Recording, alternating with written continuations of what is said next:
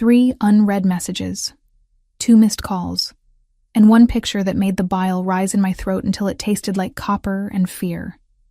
I stared at the cracked screen of my phone, shielding it from the deluge with a trembling hand.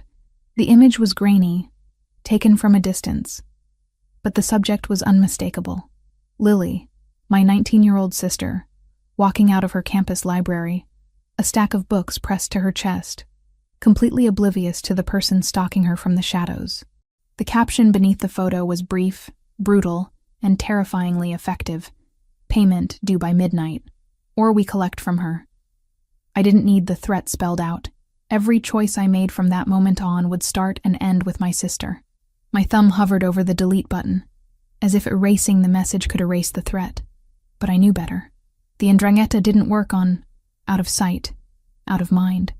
They worked on blood and interest. And my father had left us drowning in both. I shoved the phone back into the deep pocket of my trench coat, clutching it like a lifeline. The wind howled down the avenue, tearing at the fabric of my coat, whipping strands of wet red hair across my face. It was a miserable night in New York, the kind where the city seemed to turn its back on you, offering no shelter and no mercy. I bowed my head against the gale and walked faster, my boots splashing through puddles that were deep enough to soak my socks instantly. I needed $3,000. Tonight. It wasn't a fortune to the people who lived in the skyscraper I was approaching, a monolith of glass and steel that pierced the storm clouds. But to me, it was the difference between Lily graduating with a degree in literature and Lily disappearing into the back of a black van, never to be seen again. That fear was a cold, hard knot in my stomach, heavier than the debt, sharper than the wind. I checked the address again, squinting through the stinging rain. The Obsidian Tower. It sounded like a villain's lair from one of the comic books Lily used to read, but it was just another playground for the ultra-wealthy. I had the code the agency had texted me. Velvet Touch Escorts and Entertainment. A dignified name for a service that took 20% of your dignity and 40% of your tips. I wasn't an escort. I wasn't a dancer. I was an administrative assistant who had been laid off 2 weeks ago, desperate enough to answer a vague Craigslist ad that promised high pay for private parties. Just for tonight. I told myself that lie with every step. Just one night of humiliation to buy Lily another month of safety. The lobby was a cavern of marble and silence.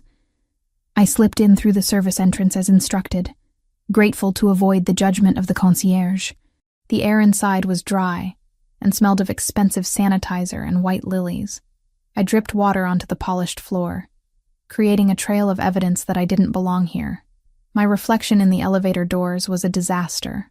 Pale skin, eyes that looked too wide and too green, and hair that had frizzed into a chaotic halo. Beneath the beige trench coat, I was wearing a ridiculous black lace set the agency had provided, scratching against my skin, making me feel exposed even with the coat buttoned to my chin. I pulled out my phone again to check the floor number. The screen was wet, the digits blurred by a spiderweb crack over the LCD. It looked like PH1, Penthouse 1. Or was it PH4N? The water smeared the text as I tried to wipe it. My heart hammered against my ribs, a frantic rhythm that made my hands shake. I couldn't be late. The client, a Mr. Smith, obviously a fake name, had been specific. 10:44 p.m., sharp, bachelor party. I pressed the button for the penthouse level. The elevator ascended with a smoothness that was almost unsettling, my ears popping as we climbed higher and higher above the city.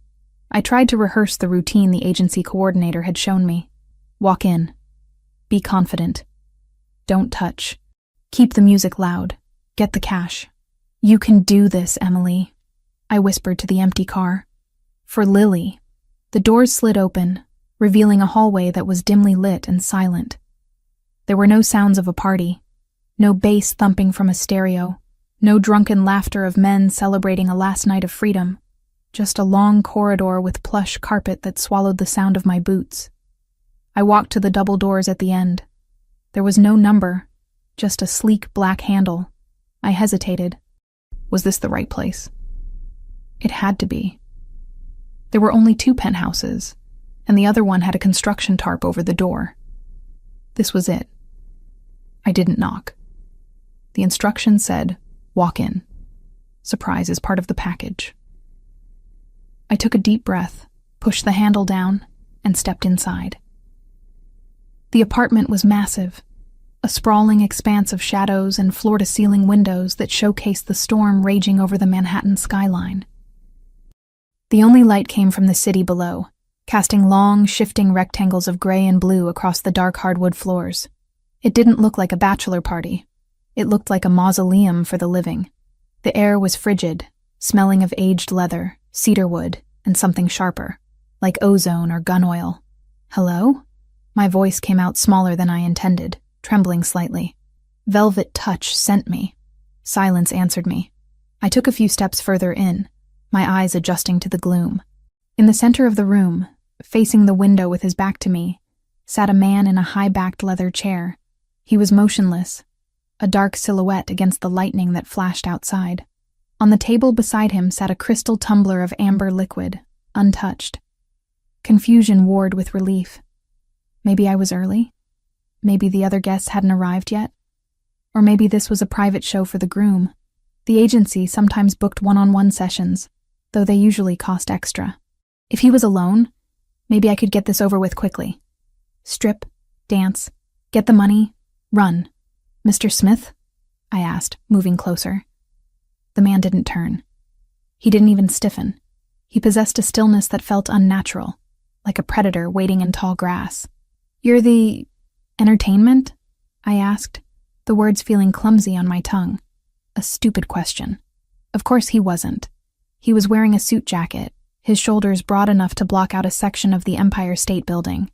But my nerves were frying my synapses. For a split second, looking at his perfect posture and the way the shadows clung to him, I had the absurd thought that he looked like a statue, a piece of art meant to be looked at, not touched. He lifted the glass to his lips, took a slow sip, and placed it back down with a sharp clink. He still didn't turn. I have a playlist," I stammered, fumbling with my phone. "I can just start? No objection." I took his silence for consent. My hands were shaking so badly I almost dropped the phone. I found the track, some generic bass-heavy R&B song the agency recommended, and pressed play. The music blared from my tiny phone speakers, sounding tinny and pathetic in the cavernous room. I needed to move. I needed to do this. Every second I hesitated was a second closer to midnight, to the deadline for Lily. I unbuttoned my trench coat. The wet fabric peeled away, dropping to the floor with a heavy slap. The cold air of the apartment hit my skin, raising goose flesh instantly. I was standing in nothing but the black lace lingerie and my boots. I felt ridiculous. I felt cheap. I forced a smile onto my face, a plastic mask of seduction that felt tight and foreign. "I hope you're watching," I said, trying to inject a sultry tone into my voice, but it cracked. I began to move. It wasn't graceful. I wasn't a dancer. I gyrated my hips to the beat, stepping closer to the chair. I ran my hands over my own body, trying to mimic what I'd seen in movies, but my limbs felt heavy, disjointed. I spun around, hoping to catch his eye, hoping for some reaction, lust, amusement, anything that would tell me I was doing the job I was being paid for. The man slowly rotated the chair. The music seemed to die in the air, swallowed by the sheer intensity of his presence. He was terrifying. That was the first word that struck my mind. Not handsome, though he was devastatingly striking, with a jawline that could cut glass and hair as black as the abyss. He was terrifying because of his eyes. They were dark, endless pits that absorbed the light, tracking my movements with zero emotion. There was no lust in his gaze, no drunkenness, no amusement, just a cold, calculating assessment, as if he were deciding the most efficient way to disassemble me. He wasn't Mr. Smith. He wasn't a bachelor looking for a good time. I froze mid-step, my hand hovering over my hip.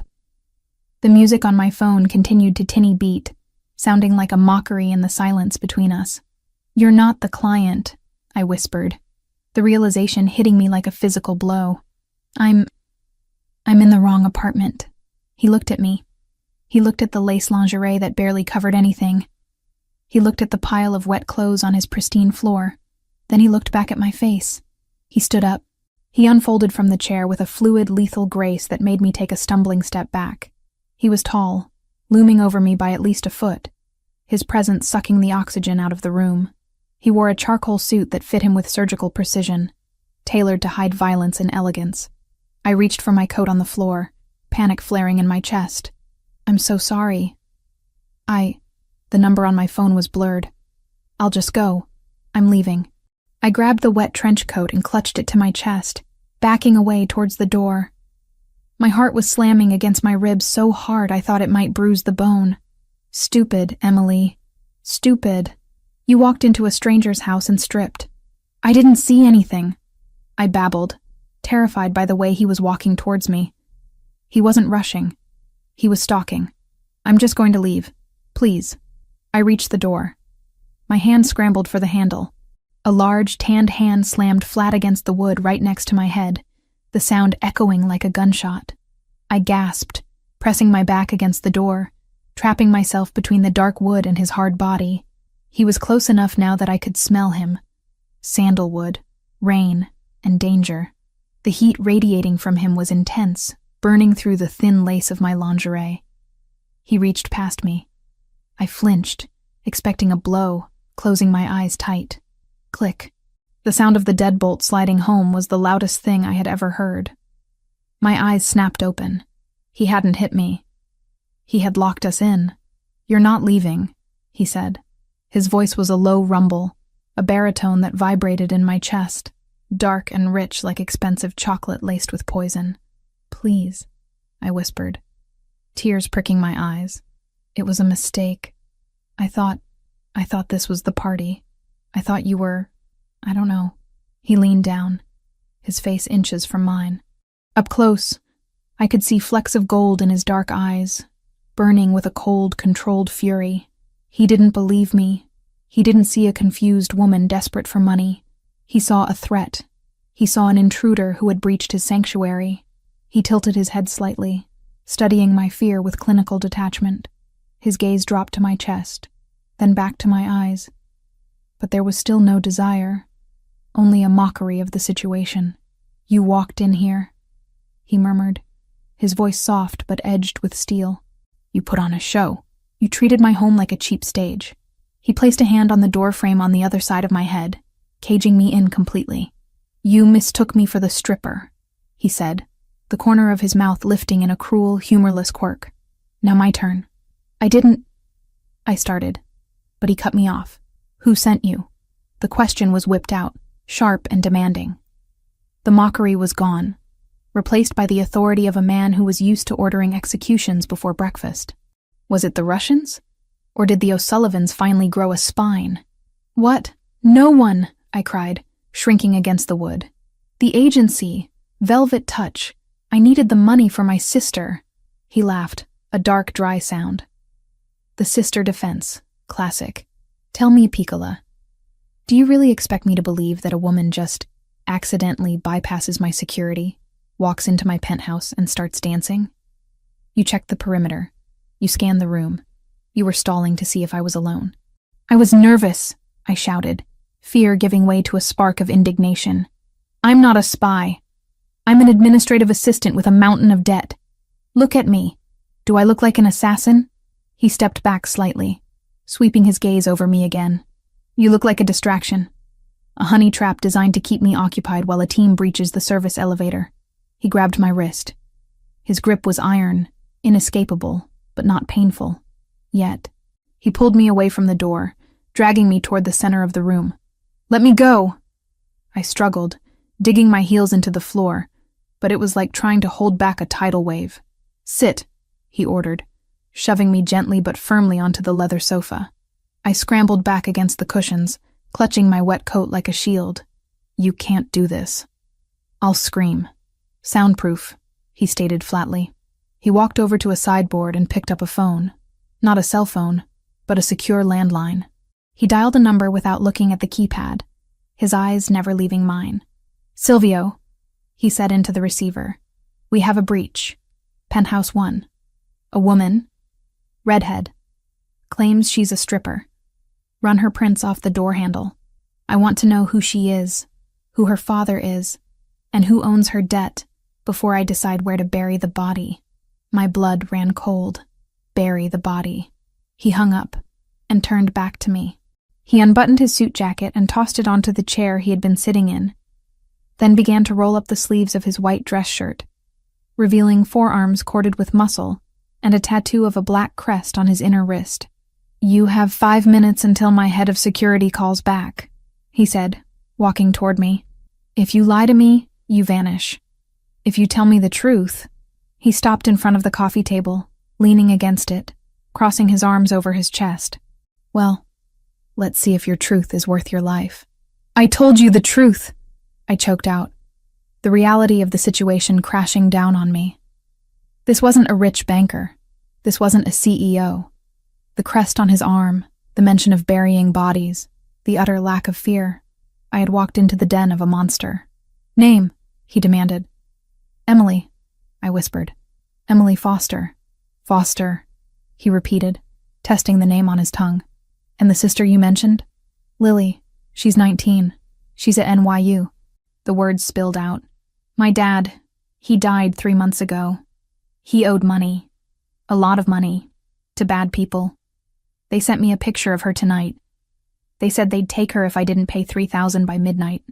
Marco Ravellini, though I didn't know his name yet, watched me. He seemed to be listening not just to my words, but to the cadence of my breathing, the pitch of my hysteria. "3,000, he said, his voice flat. "Peanuts." "It's my life," I snapped, the adrenaline overriding my self-preservation. "It's her life. Just because you have a penthouse doesn't mean the rest of us aren't drowning. I came here to debase myself for $3,000 because I love her. So go ahead, kill me if you want. But if you hurt her—" I stopped, breathing hard. I had just threatened a man who had casually discussed burying me. Marco stared at me. For a moment, the icy mask slipped. Something flickered in his eyes. Not pity, never pity, but recognition. Maybe even respect. Or maybe he was just calculating how much trouble it would be to clean my blood off his rug. The secure phone on the sideboard rang. The sound shattered the tension like glass. Marco held my gaze for 1 second longer before turning to answer it. "Speak," he said. I watched his back, my muscles coiled, wondering if I could make a run for the elevator, but he had the key, and the door was bolted. I was trapped.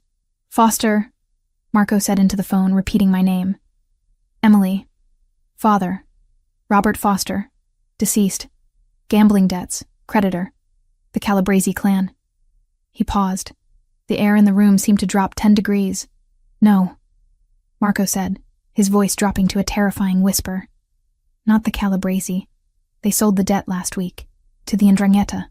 He turned slowly to look at me. The look on his face had changed.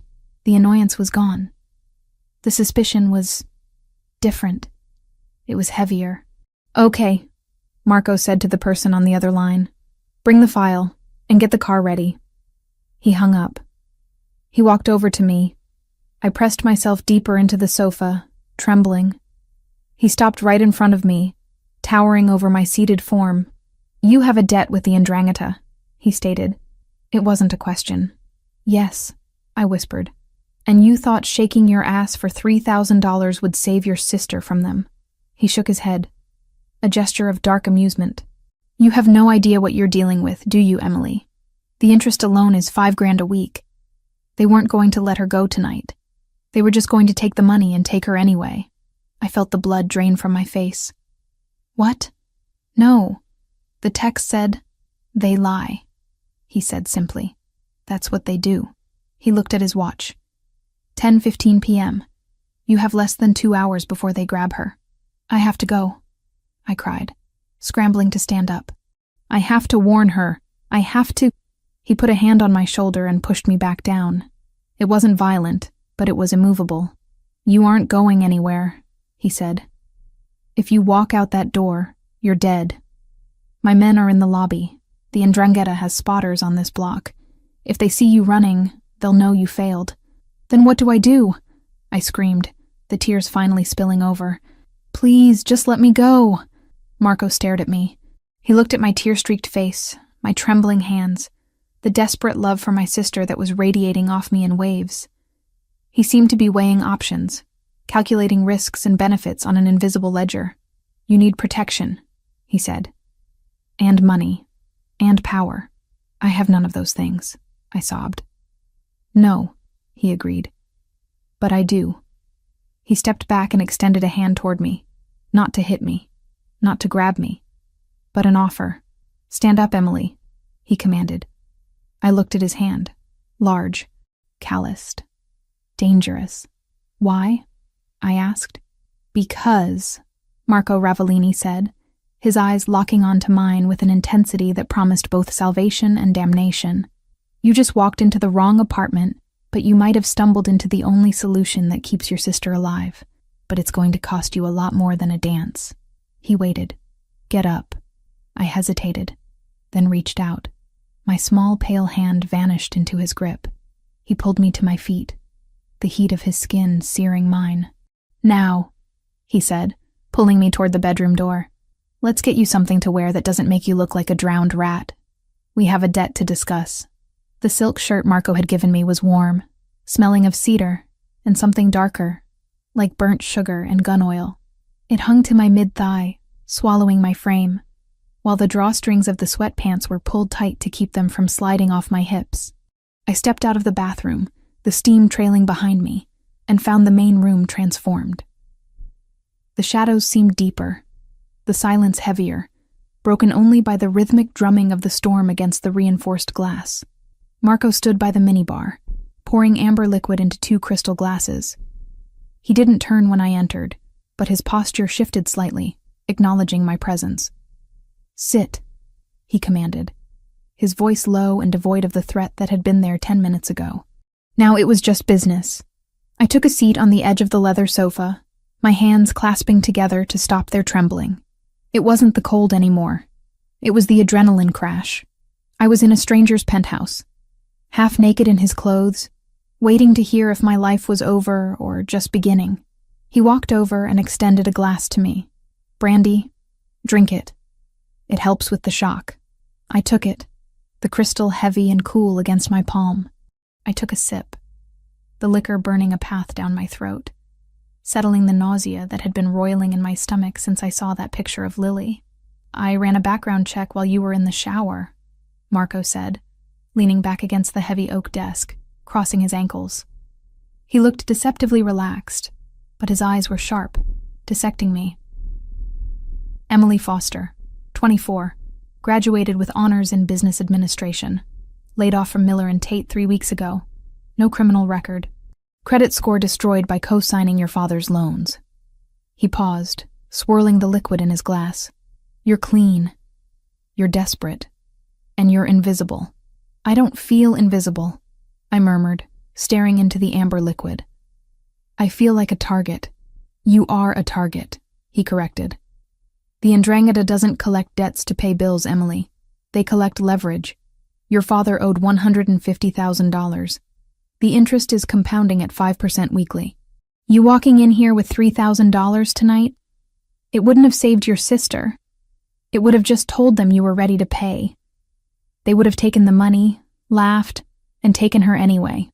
I felt the blood drain from my face. I knew it was bad. Dad had always been vague about who he borrowed from. But hearing the numbers, hearing the name of the organization, made the air leave my lungs. "So there's no way out," I whispered. "That's what you're telling me. I can't pay that. I'll never be able to pay that. Not on an administrative assistant's salary, no. And certainly not by dancing in strangers' apartments." Marco took a sip of his drink, his gaze never leaving my face. "But there is a way out.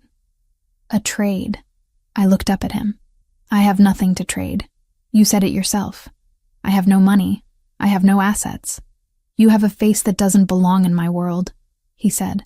He pushed off the desk and walked toward me, stopping just outside my personal space. The air around him felt charged, electric. "I am in the middle of closing the West Side Development Project. It is a legitimate construction contract worth over $500 million. The city commission is hesitant. They think the Ravellini family is nothing but thugs in expensive suits. They want stability. They want to see that I am not a warlord, but a man capable of settling down. He set his glass down on the coffee table with a deliberate click. I need a fiancé. I blinked, my brain struggling to bridge the gap between debt collectors and marriage proposals. A what? A fiancé, he repeated. Someone respectable. Someone innocent. Someone who can stand by my side at galas and charity dinners and look at me with adoration, convincing those old men that I am tamed. I need a shield, Emily. And you need a sword. You want me to pretend to be your fiancé? I asked, my voice rising slightly. For how long? 6 months. Until the contracts are signed and the ground is broken. He leaned forward, placing his hands on the back of the sofa, boxing me in. In exchange, I will buy your father's debt tonight. All of it. Principal and interest. I will burn the note. The 'Ndrangheta will never look at you again. And for your sister, I will assign a detail to her. Invisible security. She will finish her degree without ever knowing a monster breathed in her direction. I stared at him. It was a deal with the devil. I knew that. But as I looked at Marco, at the hard lines of his jaw, the absolute, unshakable confidence in his eyes, I realized he was the only thing standing between Lily and a fate worse than death. You would pay $150,000 just for an image? I asked. The deal is worth $500 million, Marco said dryly. Paying your debt is a rounding error. The value is in your clean record and your desperation. I need someone who won't betray me because they have everything to lose. You fit the profile. He pulled a phone from his pocket. Not the secure landline this time, but a sleek black smartphone. It is 10:55. The deadline is midnight. Do we have a deal? I didn't hesitate. I didn't think about the morality of living with a crime boss. I thought about Lily's smile. I thought about the fear that had been my constant companion for months. Yes, I breathed. Yes, I'll do it. Marco nodded once. No smile, just satisfaction. He dialed a number and put the phone to his ear, his eyes locking onto mine. Get me Calabresi, he ordered. A pause. Then his voice dropped, becoming silky and terrifying. Giovanni, I hear you're holding paper on Robert Foster. I'm buying it. Send the wire instructions. Now. He listened, his expression darkening. I don't care about your future plans for the girls, Giovanni. The debt is mine. The girls are mine. If you send a single car near NYU, if anyone even looks at the younger one, I will consider it an act of war. And you know I don't leave survivors. The silence in the room was deafening. I held my breath, clutching the brandy glass like a lifeline. Good, Marco said. He tapped a few times on his tablet, which lay on the table. Funds sent. Confirm receipt. Another pause. Stay away from my family, Giovanni. He hung up and tossed the phone onto the cushion beside me. It is done. You are free of them. The relief hit me so hard I actually gasped, a tear slipping down my cheek. The weight that had been crushing my chest for 90 days vanished in seconds. Thank you, I choked out. I don't. Thank you. Don't thank me yet, Marco said, his voice hard again. You have sold your next 6 months to me, and I am a demanding owner. He walked over to the window, looking out at the city he clearly thought he owned. There are rules, Emily. If we do this, we do it perfectly. Rule 1. You never leave this penthouse without my security team, ever. You are now a target for my enemies. I understand, I said, wiping my face. Being a target in a penthouse was better than being a target in a dark alley. Rule 2. Total transparency. If you get a text, I see it. If you call your sister, I listen. No secrets. Fine, I agreed. I have nothing to hide. Rule 3. Marco turned back to me, and for the first time he hesitated. He walked back until he was standing directly in front of me. We have to sell this. To the staff. To the press. To the world. It has to look real. Which means you sleep in my bed. My heart skipped a beat. You want me to. I want you to sleep. He cut in firmly. I do not require sex as part of this contract. I can get sex anywhere in this city. I do not need to coerce a desperate woman. But my housekeeper arrives at 7. My security monitors the halls. If you are in the guest room, they will know it is a sham. Rumors spread. So you sleep in my bed, every night. He searched my face, looking for revulsion or fear. Can you handle that? I looked at him. He was dangerous, yes, but he had just saved my sister without blinking. He was a monster, but he was a rational one. I can handle it, I said steadily. Good. He walked to a dresser and returned with a small velvet box. He opened it to reveal a massive emerald-cut diamond ring. Give me your hand.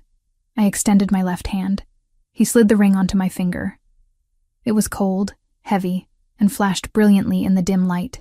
It fits well enough, he muttered, not letting go of my hand immediately. His thumb brushed over my knuckles, sending a jolt of heat up my arm. You understand what this ring means? It means you are under my protection. It means you are Ravellini property. Anyone who touches you answers to me. Property, I repeated. It should have felt degrading. Instead, it felt safe.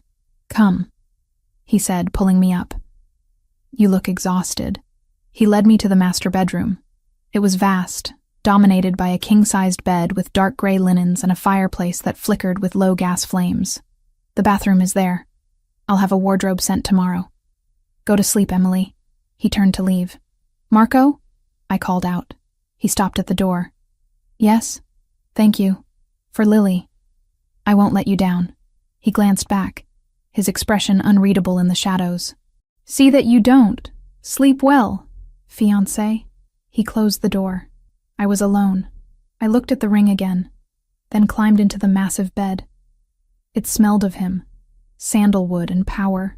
For the first time in months, I didn't check the locks on the windows. I didn't push a chair against the door. I closed my eyes and let the darkness take me. I woke briefly when the door opened hours later. I feigned sleep as the mattress dipped. Marco got in beside me. He didn't touch me. He stayed on his side, a solid wall of heat. But the tension in the room was palpable. It wasn't sexual, not exactly. It was the awareness of a predator sharing its den. I fell back asleep to the sound of his steady breathing, feeling safer than I had in my entire life. Sunlight woke me. I reached out, but the other side of the bed was cold. Marco was gone. I sat up, spotting a note on the bedside table written on heavy cardstock. Stylist at 10. Lunch at 1. Wear the green dress. M. Short. Commanding. Typical. A knock at the door preceded a petite woman with gray hair entering with a tray. Buongiorno, signorina.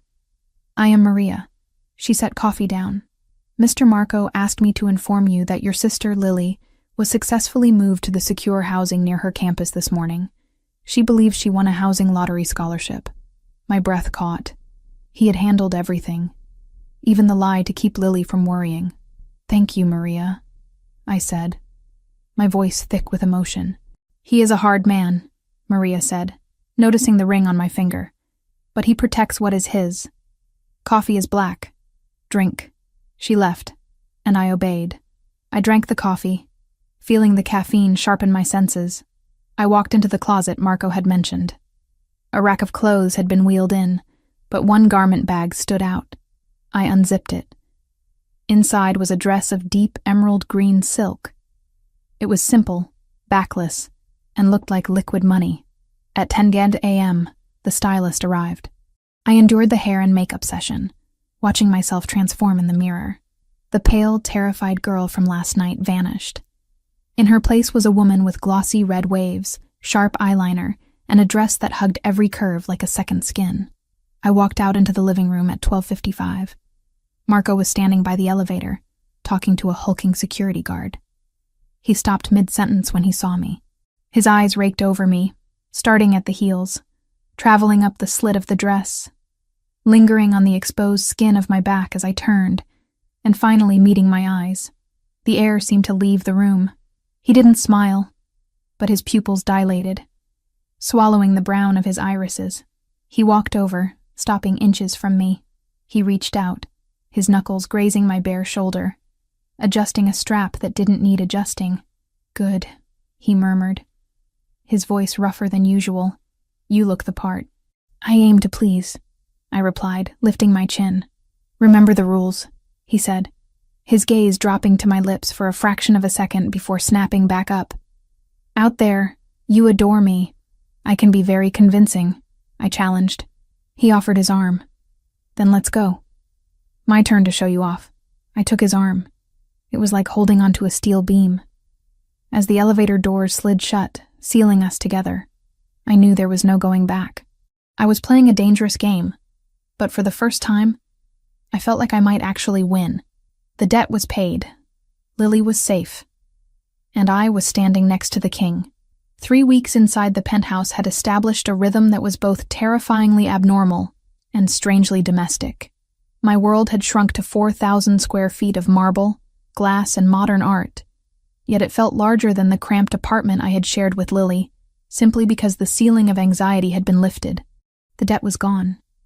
The threats had ceased. My phone no longer rang with blocked numbers that made my blood run cold.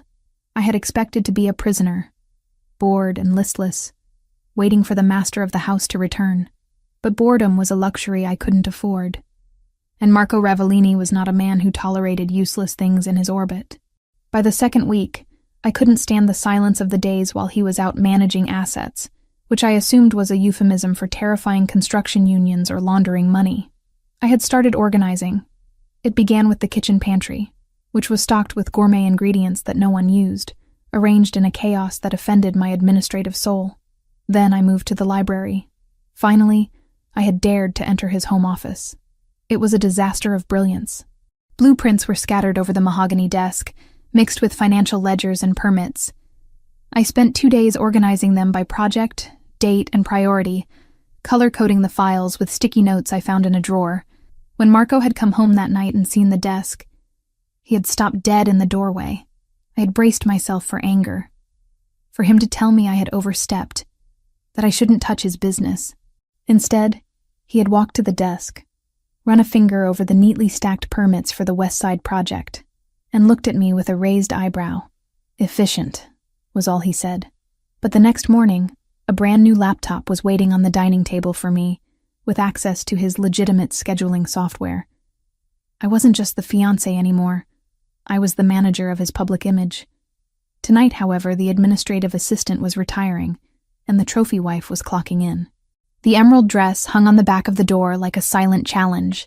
It was a masterpiece of silk and daring, with a neckline that plunged dangerously low, and a back that was non-existent. It was the color of envy, of money, of deep forests where things went to hide. "You have 20 minutes, Emily," Marco called from the living room. His voice was calm, deep, and carried that effortless authority that still sent a shiver down my spine, even after sharing a bed with him for 21 nights. I stepped into the dress, the silk cool against my skin. It fit with a precision that was almost unnerving, hugging my waist and flaring slightly at the hips.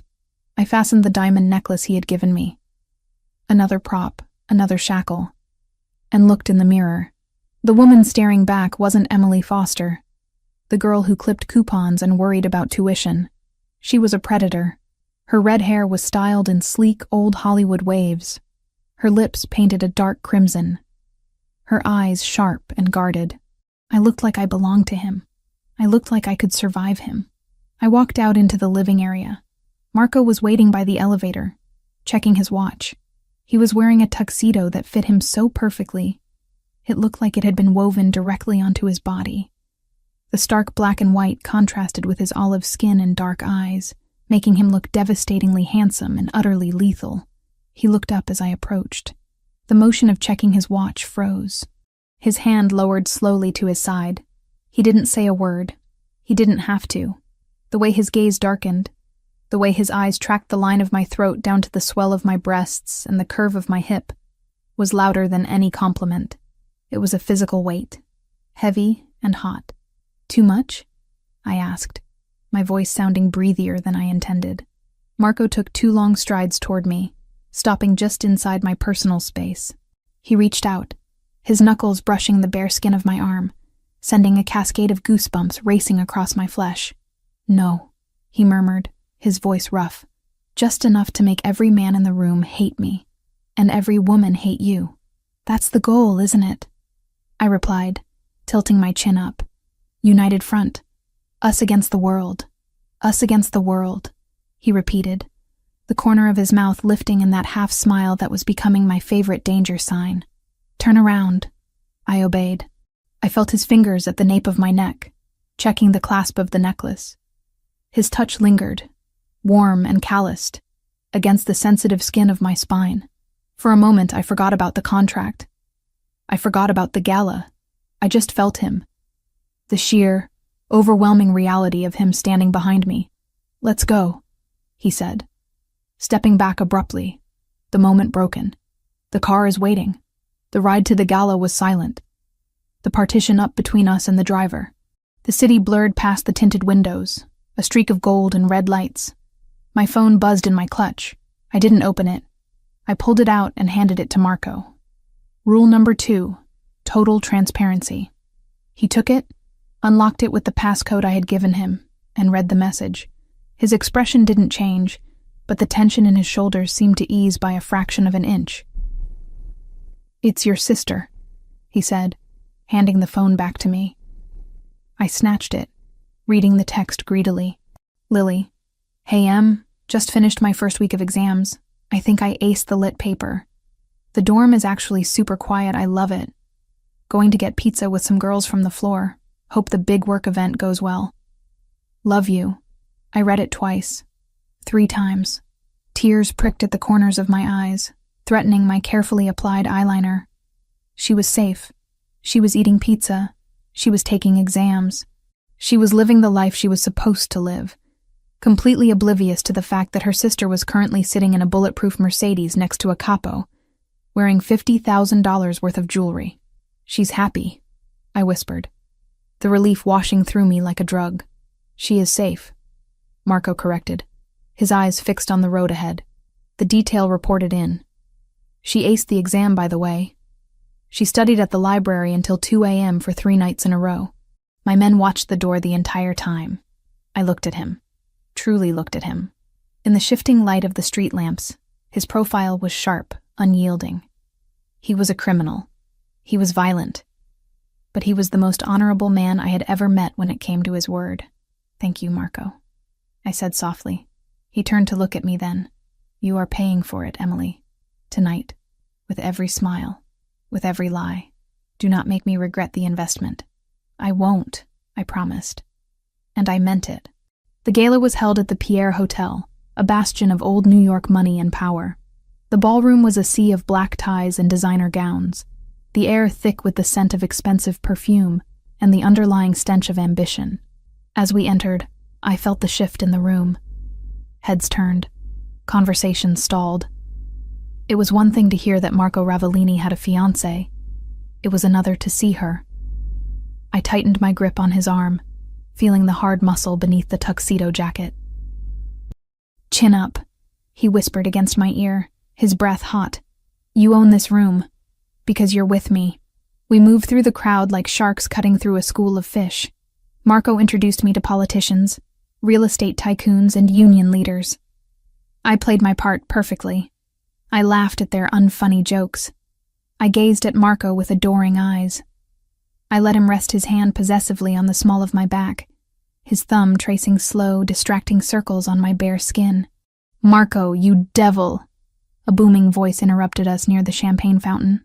A man in his 60s, with silver hair and a face that looked like it had been carved out of granite, approached us. He was holding a scotch, his eyes sharp and calculating. I recognized him from the files I had organized. Vittorio Bianchi, a rival associate, wealthy, influential, and according to Marco's notes, a snake. Vittorio. Marco greeted him with a nod that was polite but cold. Enjoying the evening? I am now, Vittorio said, his gaze sliding to me. It wasn't a look of appreciation. It was a look of appraisal, like I was a racehorse he was considering betting on. So, this is the mystery woman. The one who finally put a leash on the Ravellini wolf. Emily, Marco said, his hand tightening slightly on my waist. My fiancée, Emily, Vittorio repeated, stepping closer. I don't believe we've met. I know all the families in the tri-state area. Foster. I don't recall a foster family. It was a dig. a subtle way of asking who the hell I was, and confirming that I was a nobody. "I'm not from the families, Mr. Bianchi," I said, keeping my voice smooth and steady. "I prefer to keep my background private." Vittorio chuckled, a dry, rasping sound. "Private. Of course. Marco always did like to pick up strays. Tell me, my dear, what did you do before you landed in Penthouse 1? Model? Actress? Or just professional arm candy?" The insult hung in the air, heavy and gross. I felt Marco tense beside me. I knew he was about to speak, about to cut Vittorio down with a threat or a sharp word. But I squeezed his arm, signaling him to wait. This was my job. I was the shield. I released Marco's arm and took a small step toward Vittorio, smiling a smile that showed teeth but no warmth. "Actually, Mr. Bianchi," I said, my tone conversational, but loud enough for the surrounding circle to hear. "I was an asset manager.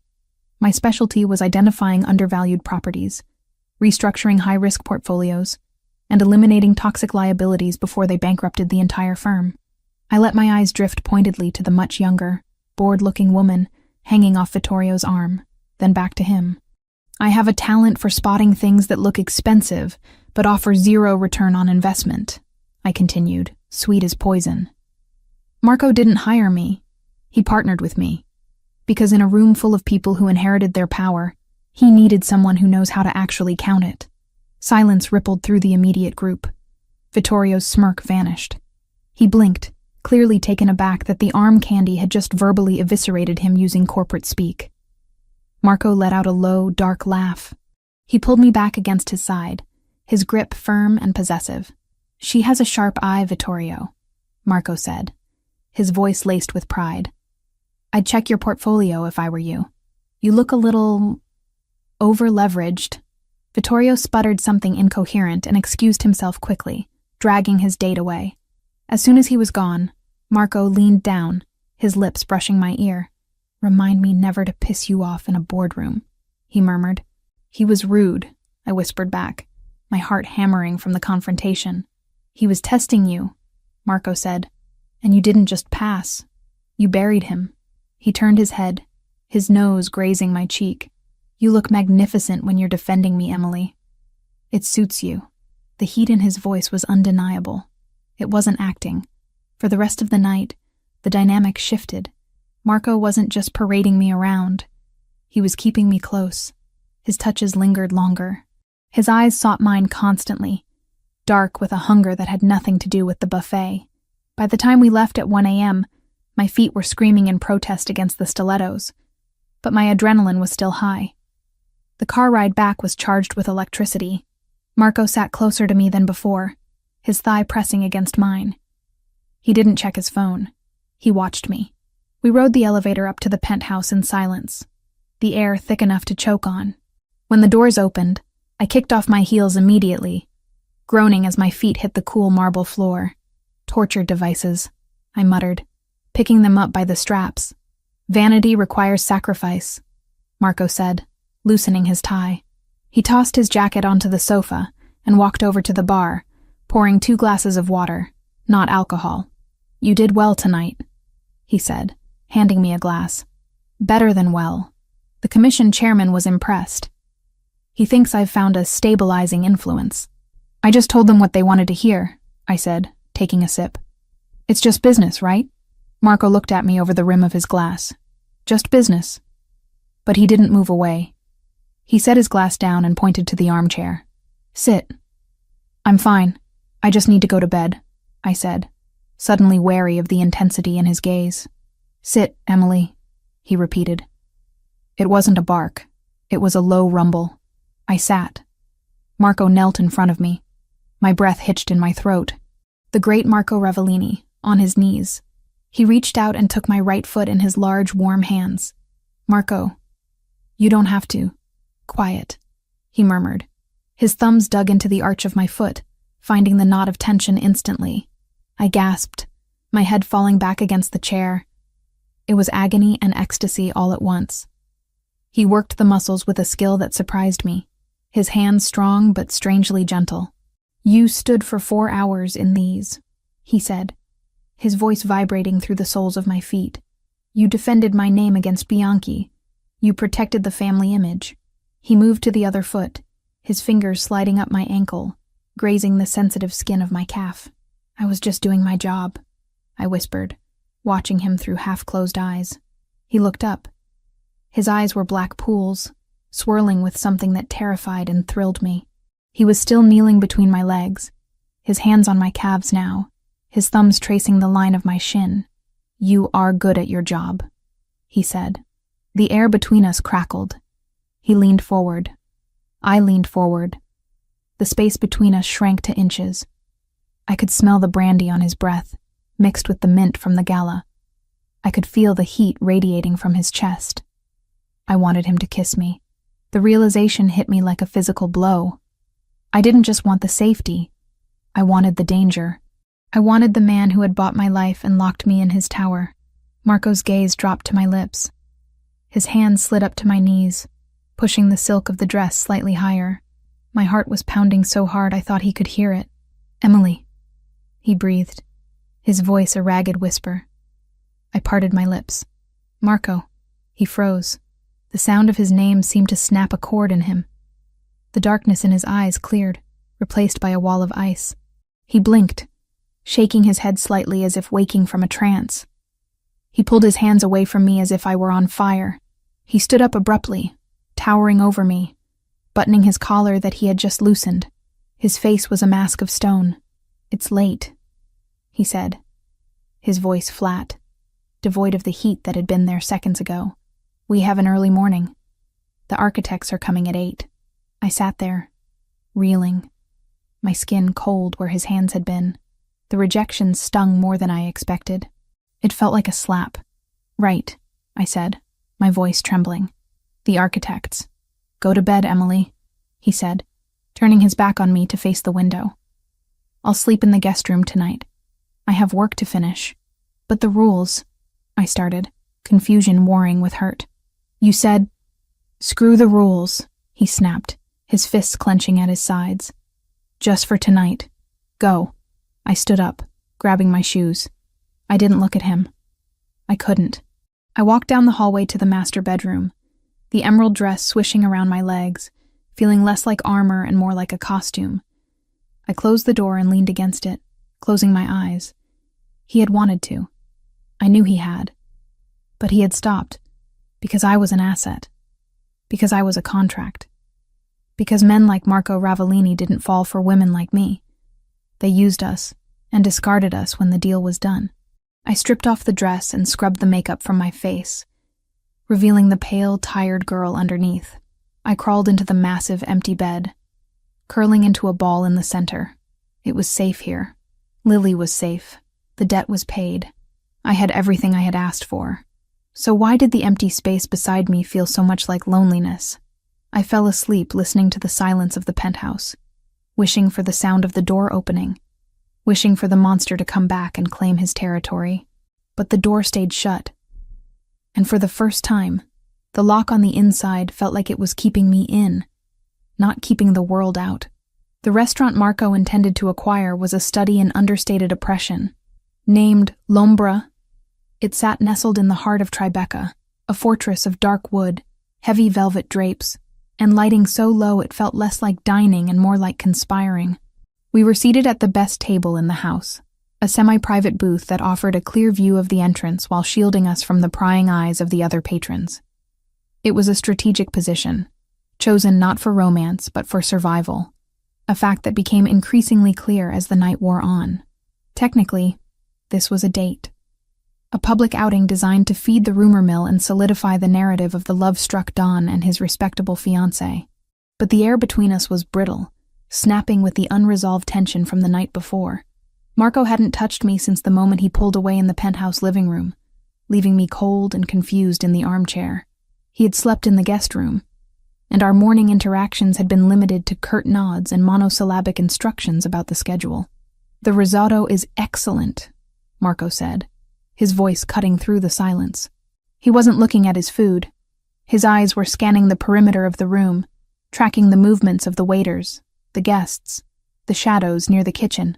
"I'm sure it is," I replied, pushing the rice around my plate with a silver fork. So, are you buying this place for the food or for the sightlines? Marco's gaze flickered to me, dark and unreadable. I'm buying it because it washes money efficiently. The kitchen moves volume, the wine list is overpriced, and the back exit leads directly to a street that doesn't have traffic cameras. It's a logistical asset. Everything is an asset to you, I said, the words coming out sharper than I intended. Restaurants, buildings, people. He set his wine glass down slowly. The crystal chimed against the table, a stark sound in the hum of the room. You are angry. I'm not angry, I lied, taking a sip of water to cool the heat rising in my cheeks. I'm just tired of trying to figure out where the act ends and the person begins. Last night was a mistake, he interrupted, his voice dropping to a low, rough timbre that vibrated in my chest. I crossed a line. It won't happen again. Because it's not in the contract? I challenged, leaning forward. Or because you're terrified that if you actually let someone in, you might lose your edge. Marco's jaw tightened. He looked like he wanted to reach across the table and shake me, or kiss me, or maybe both. I am trying to keep you alive, Emily. Distraction gets people killed in my world. Attachments are weaknesses. I'm already an attachment, I whispered. I'm wearing your ring. I'm living in your house. You paid $150,000 for me. It's a little late to pretend I'm just a line item on a spreadsheet. He opened his mouth to respond, a flash of genuine emotion finally breaking through his mask. But the words never came. The front window of the restaurant exploded inward. It wasn't a sound. It was a physical force. 1 second we were arguing about feelings. The next, the world dissolved into a cacophony of shattering glass and screaming patrons. Shards of the window flew across the dining room like diamond shrapnel. Marco moved before my brain could even process the threat. He didn't duck. He lunged. He vaulted over the table, crashing into me, his heavy body slamming me down into the leather banquette. He covered me completely, shielding my head with his arms, burying my face in his chest. Pop, pop, pop. The sounds were distinct, rhythmic, and terrifyingly familiar from movies. But in real life, they were deafening. Gunfire, suppressed, professional, and close. Stay down, Marco roared, his voice a command that brooked no argument. He pulled a gun from a holster beneath his jacket, a sleek black weapon that had been invisible moments ago. He rose to a crouch, firing 2 shots over the top of the booth. I heard a wet thud, and a scream cut short. The smell of cordite and dust filled my nose, choking me. Who are they? I screamed, clutching the lapels of his jacket, my heart hammering against my ribs like a trapped bird. Ndrangheta, Marco snarled, firing again. They didn't accept the buyout. They want blood. He grabbed my arm, his grip bruising. We move, now. Keep your head down and stay behind me. He hauled me up, keeping his body between me and the shattered front of the restaurant where 3 men in ski masks were advancing, weapons raised. Marco fired with terrifying precision, taking one of them down with a shot to the shoulder, buying us a second of time.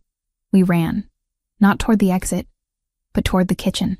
The other diners were scrambling under tables, screaming, creating a chaotic obstacle course. Marco shoved a waiter out of the line of fire, never stopping his forward momentum. We burst through the swinging double doors into the kitchen. It was a labyrinth of stainless steel, steam, and panic. Chefs were cowering in corners. Pots were boiling over on the stoves. "The back alley!" Marco shouted, pointing toward a heavy steel door at the far end. "Go! I'll cover you!" I sprinted, my heels slipping on the greasy tile floor. I kicked them off without breaking stride, running barefoot through the debris. Marco was behind me, walking backward, his gun trained on the doors we had just come through. I reached the exit, my hand slamming against the push bar. It opened with a metallic groan into the cool night air. "Marco!" I turned to call him. That was when I saw it. Marco was focused on the main doors, expecting the gunmen to follow the path we had taken. But in the reflection of a stainless steel refrigerator to his right, I saw movement. The service entrance. A side door used for deliveries. It was opening slowly, a gun barrel emerging, aimed directly at Marco's exposed flank. He didn't see it. The noise of the kitchen, the hissing steam, the shouting. masked the sound of the door. Time seemed to warp, stretching into a slow-motion nightmare. If I stayed silent, if I just ran, I would be safe. But he would be dead. The man who paid my father's debt. The man who protected Lily. The man who had massaged my feet and looked at me like I was the only woman in the world. "Marco, right, kitchen door!" I screamed, my voice tearing at my throat. He didn't hesitate. He didn't look at me to verify. He trusted my voice instantly. He spun, dropping to one knee, and fired blindly toward the service entrance. The gunman, caught by surprise, fired wide. The bullet pinged off a hanging pot rack, inches from Marco's head. Marco's return fire was true. The attacker crumpled backward, the door swinging shut on his body. Marco looked at me then, for just a fraction of a second. His eyes were wild, dilated, burning with an intensity that could scorch the earth. There was no asset in that look. There was only raw, primal recognition. "Go!" he roared. I scrambled into the alley. A black armored SUV was already screeching around the corner, Marco's security team having been alerted by the shots. The back door flew open before the car even stopped. I dove inside, scrambling across the leather seats. Marco dove in right behind me, shouting, "Go, go, go!" to the driver. The SUV peeled out, tires smoking, slamming me back against the seat. Bullets sparked against the rear window, leaving spiderweb cracks in the bulletproof glass but failing to penetrate. We swerved onto the main road, weaving through traffic, leaving the chaos of Lombra behind. For a long minute, the only sound in the car was our ragged breathing. Marco was checking his magazine, reloading with practiced shaky hands. He looked at the driver. "Status? Clear, boss. We have 2 pursuit vehicles, but Rocco and the tail team are intercepting. We're heading to the safe house. The penthouse is compromised." "Do it," Marco said. He turned to me. He grabbed my face between his hands, his fingers digging into my cheeks, tilting my head up. His eyes frantically scanned my face, my neck, my torso. "Are you hit?" he demanded, his voice cracking. "Emily, answer me. Are you hurt?" "I'm fine," I gasped, my hands coming up to grip his wrists. "I'm okay. Are you?" "You saw him," he breathed, staring into my eyes. "You saw the man in the service door." "Yes." "You saved my life," he said, the words heavy, absolute. "I was dead. You warned me." "I told you," I managed to whisper, fighting the shock that was starting to set in. "I'm a good investment." Marco let out a sound that was half laugh, half sob. He pulled me into him, crushing me against his chest. His arms wrapped around me like steel bands, holding me so tight it was hard to breathe. But I didn't care. I buried my face in the crook of his neck, smelling the gunpowder and the sweat and the underlying scent of him. "You are not an investment," he growled against my hair. "You are... God, you are everything." He held me for the entire ride. He didn't let go even when he had to issue orders to his team on the phone. He kept one arm locked around me, anchoring me to him. We drove for nearly 40 minutes, leaving the city lights behind, heading north into the dense darkness of the woodlands. The SUV finally turned onto a gravel road, winding up a steep hill surrounded by thick pine trees. The safe house wasn't a shack. It was a modern fortress of concrete and glass, cantilevered over a ravine, isolated and impenetrable. The car stopped. Marco ushered me out, his body shielding mine until we were inside the heavy steel doors. The interior was cold, the air stagnant. It hadn't been used in a while. Marco hit a switch, and emergency lights flickered on, casting long, eerie shadows across the minimalist furniture.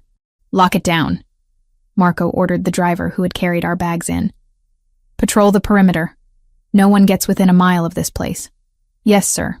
The guard left, the heavy door thudding shut, sealing us in. Silence descended. The adrenaline that had kept me moving began to curdle into something else.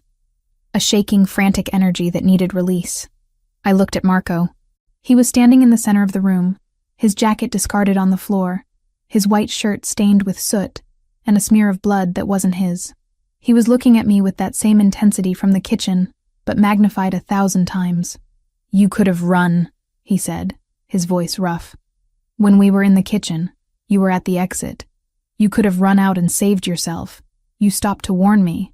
"I wasn't going to leave you," I said, my voice trembling. "We had a deal." "Fuck the deal," Marco swore, crossing the room in 2 strides. He grabbed my shoulders, his grip desperate. "That wasn't the deal. The deal was money for safety. The deal was a performance. What you did back there, that wasn't acting." "No," I admitted, looking up at him, feeling the heat radiating from his body. "It wasn't." "Why?" he demanded, shaking me slightly. "Why would you risk your life for a monster? For a man who bought you? Because you're not just a monster," I cried out, the emotions of the last 3 weeks finally boiling over. "Because you saved Lily. Because you held my hair back when I was sick from the stress. Because you look at me like I'm a person, not a thing. Because I feel safe with you, Marco. Even when people are shooting at us, I feel safe with you." Marco stared at me, his chest heaving. The walls he had built, the coldness, the professional distance, the rules, crumbled.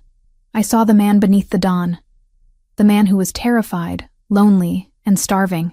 "I tried to stop this," he whispered, his hand coming up to cup my jaw, his thumb brushing my bottom lip. "I tried to keep you at arm's length. I tried to tell myself you were just a job. You failed," I murmured, leaning into his touch. "I know," he groaned. He kissed me. It wasn't a gentle movie star kiss. It was a collision. It was violent and desperate, fueled by the terror of near death and the rage of survival.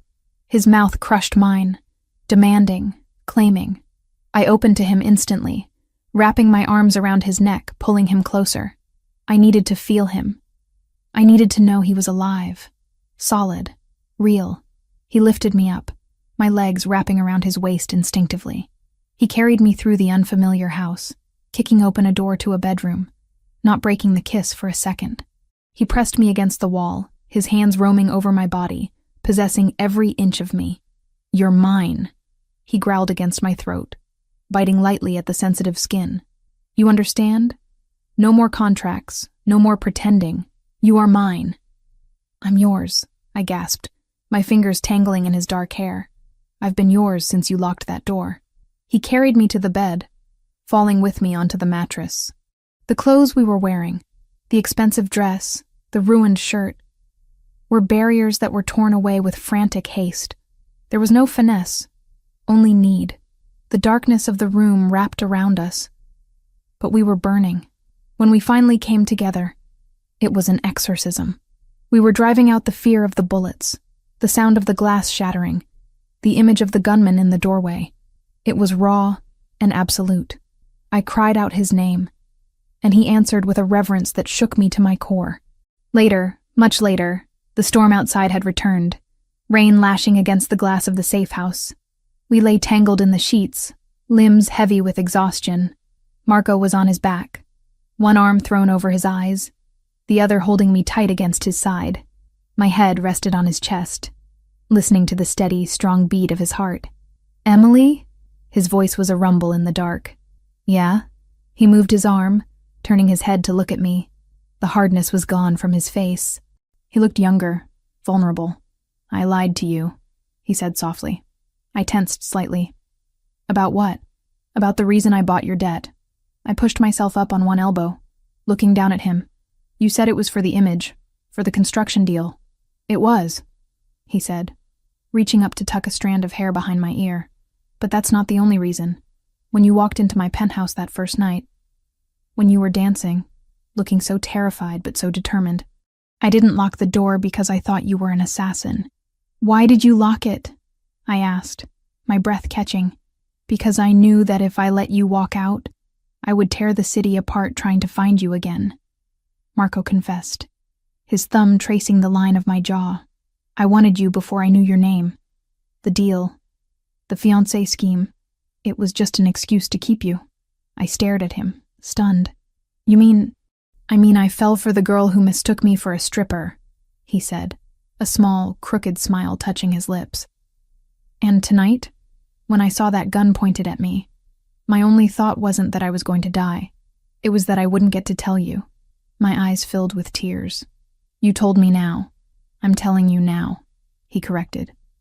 He pulled me down, kissing me softly, sweetly this time. "And I'm going to spend the rest of my life showing you.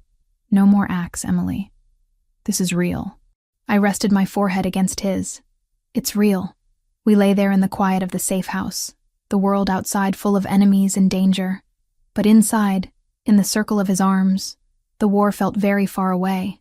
The contract had burned up in the fire of the kitchen.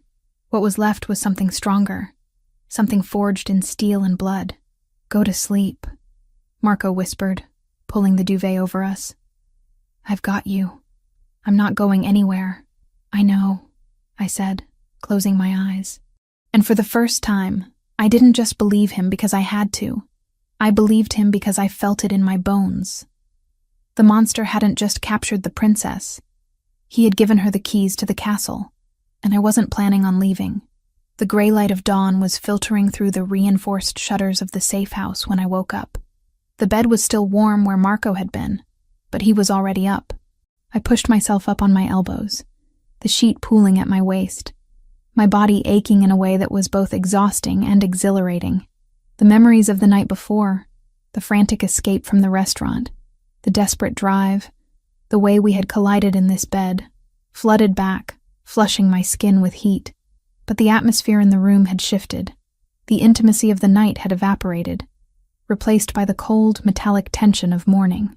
Marco was standing by the heavy steel door, checking the load on a fresh magazine. He wasn't wearing the ruined tuxedo. He was dressed in tactical gear. Black cargo pants, heavy boots, and a tight black t-shirt that clung to his chest. A Kevlar vest sat on the chair next to him, along with a shoulder holster. He looked like a soldier preparing for a war he didn't expect to return from. "You're leaving," I said, my voice raspy from sleep and the screaming I'd done in the car. Marco looked up. His eyes were hard, the soft vulnerability I had seen in the dark completely gone. He was the Dawn again.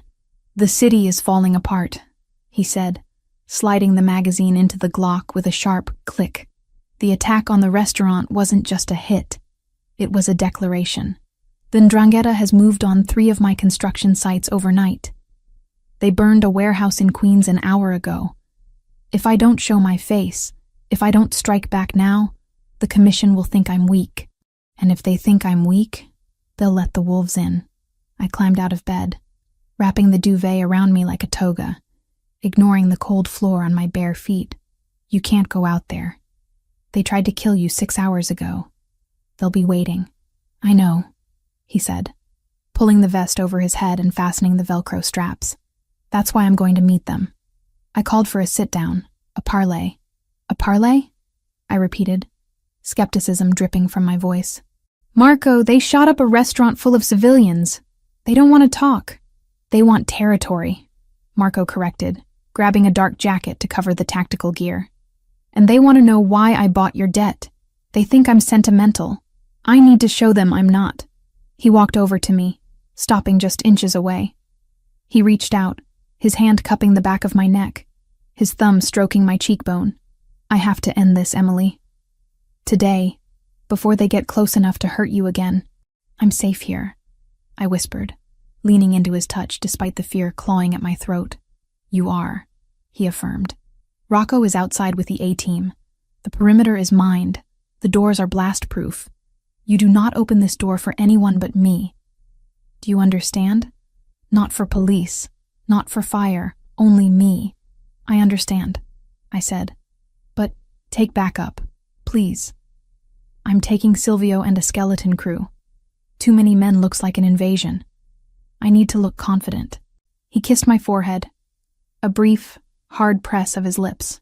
I left my laptop on the table in the main room. It has access to the security feeds. "Watch the perimeter if you want, but don't leave the bunker." He pulled away, the loss of contact physical. "I'll be back by dinner. Promise?" He paused at the door, his hand on the heavy iron handle. He looked back at me, and for a second the mask slipped. "I promise." Then he was gone. The heavy thud of the door locking echoed through the concrete space, sealing me in. I showered quickly, scrubbing the smell of smoke and sex from my skin, though I couldn't scrub away the worry. I dressed in the only clothes I had, Marco's spare tactical pants that I rolled up at the ankles, and a thick wool sweater I found in a closet. I looked ridiculous, like a child playing soldier, but I needed to feel prepared. I paced the main room for an hour. The silence of the safe house was oppressive. It was a sterile box of concrete and glass, suspended over a ravine, completely isolated from the world. I checked the windows. Nothing but pine trees and gray sky. I checked the front door monitor. Rocco was standing there, an assault rifle across his chest, looking like a statue. I couldn't just sit there. My mind was racing, replaying the attack at the restaurant, the man in the service door. How had he known? How had they known we would be at Lombra? It was a last-minute decision. Marco hadn't even told his driver until we were in the car. Intelligence leak. The words floated in my mind, cold and logical. I walked over to the dining table where Marco had left his laptop. It was a sleek, military-grade machine, rugged and unpretentious. He had left it so I could watch the cameras. But Marco knew who I was. He knew I had organized his office. He knew I had access. I opened the lid. The screen came to life, demanding a password. I typed in the one he had given me for the scheduling software weeks ago. Access granted. I wasn't looking for security feeds. I was looking for the money. In my years as an asset manager, and later as an executive assistant who practically ran the CFO's life, I had learned one universal truth. People lie, but numbers don't. Betrayal always leaves a receipt. If someone had sold us out, they had been paid for it. I opened the remote server access, navigating to the financial ledgers I had color-coded just days ago. I started with the recent transactions. The West Side Project accounts, the payroll. The bribes disguised as consulting fees. Everything looked normal on the surface. Marco was meticulous, but I wasn't looking for the big picture. I was looking for the cracks. I pulled up the accounts for the last 48 hours. Nothing. I went back a week. Still nothing obvious. I felt a headache forming behind my eyes, the glare of the screen burning into my retinas. I was wasting time. Marco was out there walking into a war, and I was playing accountant. Think, Emily. Think. The man in the kitchen door. He knew exactly where to stand. He knew the layout. That meant the leak wasn't just about location. It was about strategy. I opened the personnel files. Who had access to Marco's schedule? The driver, Rocco, Silvio, and me. I ruled myself out. I ruled out the driver. He had taken a bullet for us in the car escape. Rocco was standing outside ready to die for me. That left Silvio, the consigliere, Marco's right hand, the man who had been with the family for 20 years. It was impossible. He was like an uncle to Marco. But in finance, impossible is just a discrepancy you haven't found yet. I went into the subledger for operational expenses. This was the slush fund, cash payments for informants, cleanup crews, and temporary safe houses. It was messy, designed to be untraceable. I started cross-referencing the withdrawals with the dates of security breaches. 3 months ago, a shipment of steel was hijacked at the docks. 2 days before that, a withdrawal of $50,000 was made from the slush fund for legal retainers. 2 months ago, a raid on one of Marco's gambling dens. 3 days prior, a withdrawal of $75,000 for permit expediting. Yesterday, the attack at Lombra. I scrolled frantically. There it was. A transfer made yesterday morning. $250,000. Not a withdrawal. A deposit. I froze. Why would the slush fund receive a deposit? The slush fund was for spending, not earning. I clicked on the transaction details. The source was obscured, routed through a shell company called Giano Imports. My heart hammered against my ribs. I opened a new tab and ran a search on Giano Imports. It was a dummy corporation registered in the Cayman Islands. Dead end. But I wasn't just an admin. I was good at this. I pulled up the IP log for the transaction. The deposit hadn't been authorized by an external bank. It had been an internal transfer disguised as external. Someone had moved money from a hidden account into the slush fund to cover a shortfall, perhaps hoping no one would notice the balance fluctuation. I traced the originating account. It was a blind trust. I needed the access key. Who authorized the movement? I typed in a command prompt, bypassing the user interface to look at the metadata of the ledger entry. User ID, SR Consigliere 01. Silvio. Silvio had moved money into the family accounts. Why? To hide theft? No. The amount was too specific. $250,000. I dug deeper into the blind trust. I couldn't see the owner, but I could see the counterparty for previous transactions. Calabrese Waste Management. The 'Ndrangheta. The room spun. I gripped the edge of the table, my knuckles turning white. Silvio wasn't just stealing. He was on their payroll. The 'Ndrangheta had been paying him. And yesterday, he had moved a large sum back into Marco's accounts. Why? To frame someone else? Or to pay for the hit squad? Oh my God. I whispered to the empty room. I minimized the finance windows and opened Marco's communication logs. If Silvio was the traitor, he would be communicating with them. I found an encrypted email in the drafts folder of the shared server, a folder that Silvio and Marco both used to drop notes for each other without sending actual emails that could be intercepted. The subject line was blank. The body of the text was a single line of coordinates and a time. Dock 4, warehouse, 9:12 p.m. No weapons, peace terms. I checked the time on the laptop. 11:15 a.m. Marco had said he was going to a parlay. He was going to Dock 4. I scrolled down.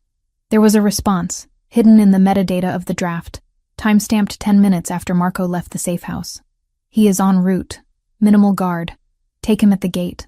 Make it look like a negotiation gone wrong. The sender of the response wasn't Marco. It was signed with a single initial, S. Silvio. Silvio was leading him into an execution. It wasn't a parlay. It was a slaughter. Marco was walking into a trap with the very man who had sold him out standing right beside him. Panic, cold and sharp, pierced through me. I grabbed my phone, the burner Marco had given me. I dialed his number. It went straight to voicemail. Pick up, pick up, pick up, I hissed, redialing. Voicemail again. He must have turned his phone off for the meeting, or they were using jammers. I tried the main line for the car. Nothing. I tried Silvio's number. It rang once, then disconnected. I stood up, the chair scraping loudly against the concrete floor. I couldn't breathe. Marco was 45 minutes away from dying. He was going to walk into Warehouse 9, thinking he was negotiating a truce, and Silvio was going to put a bullet in the back of his head. I looked at the door monitor. Rocco. I ran to the heavy steel door and pounded on it. Rocco, open up! The heavy bolt slid back, and the door cracked open. Rocco stood there, his face impassive, his massive frame blocking the exit. Signorina, he said, his voice deep and gravelly. You are to stay inside. Boss's orders. Rocco, listen to me, I said, breathless, holding the laptop up so he could see the screen. Though I knew the code would mean nothing to him. You have to call Marco. You have to stop him. He isn't the only one who dies if you let him walk into that trap. Everything we've built to keep Lily safe burns with him. The boss is in a secure blackout. No comms until the meeting is over, Rocco said, making a move to close the door. It's standard protocol. It's a trap, I screamed, jamming my foot in the door. Rocco, look at me. It's a trap. Silvio is the leak. He's working for the 'Ndrangheta. Rocco stopped. His expression didn't change, but his eyes narrowed slightly. Silvio has been with the family since before you were born, Signorina. You should go back inside. You're upset. I am not upset! I am an auditor! I shouted, desperation making me reckless. I turned the laptop screen toward him. Look at the logs! User ID SR Consigliere. He authorized a transfer from a Calabrese shell company yesterday. He sent the coordinates to the hit squad. Read the draft. Rocco glanced at the screen. He saw the email draft. He is en route. Take him at the gate. He stiffened. He looked at the timestamp. Silvio is in the car with him, Rocco said, his voice dropping to a whisper. Exactly, I pleaded. If Marco walks into that warehouse, he dies, and Silvio takes over the family. You have to let me go. We have to warn him. Rocco looked at me. then at the forest road, then back at the laptop. He was a soldier. He followed orders. His orders were to keep me locked in. I can't let you leave, Rocco said slowly. Then he dies, I said, my voice breaking. And you will be the one who stood here and let it happen. You swore to protect him, Rocco. Is protecting his orders more important than protecting his life? Rocco's jaw worked. He was fighting a war between loyalty to the hierarchy and loyalty to the man. The comms are blacked out, he muttered. Even if I call, he won't answer. The jammers at the docks will kill the signal. Then we have to go there, I said. We have to physically stop him. It's an hour drive. The meeting is in 45 minutes. Then we drive fast, I said. Rocco, please. I saved him in the kitchen. I saw the threat when he didn't. I am telling you, I see this one too. Trust me. Rocco looked into my eyes. He saw the same thing Marco had seen the night before. Not a hysterical girl, but a partner. A woman who had crunched the numbers and found the devil in the details. He stepped back. Get in the car, he barked, turning to his men. Tony, stay here. Secure the perimeter. Vinny, you drive. We're moving out. Now. I didn't wait to be told twice. I sprinted toward the armored SUV parked on the gravel. I still had the laptop clutched to my chest like a shield. We peeled out of the safe house driveway, gravel spraying behind us. Rocco sat in the front seat, racking the slide of his rifle. If you're wrong about this, Emily, he said, staring out the windshield. Marco will kill me himself for letting you leave the safe house. If I'm wrong, I said, watching the trees blur past as the driver pushed the heavy vehicle to 80 miles an hour on the winding road. I'll let him.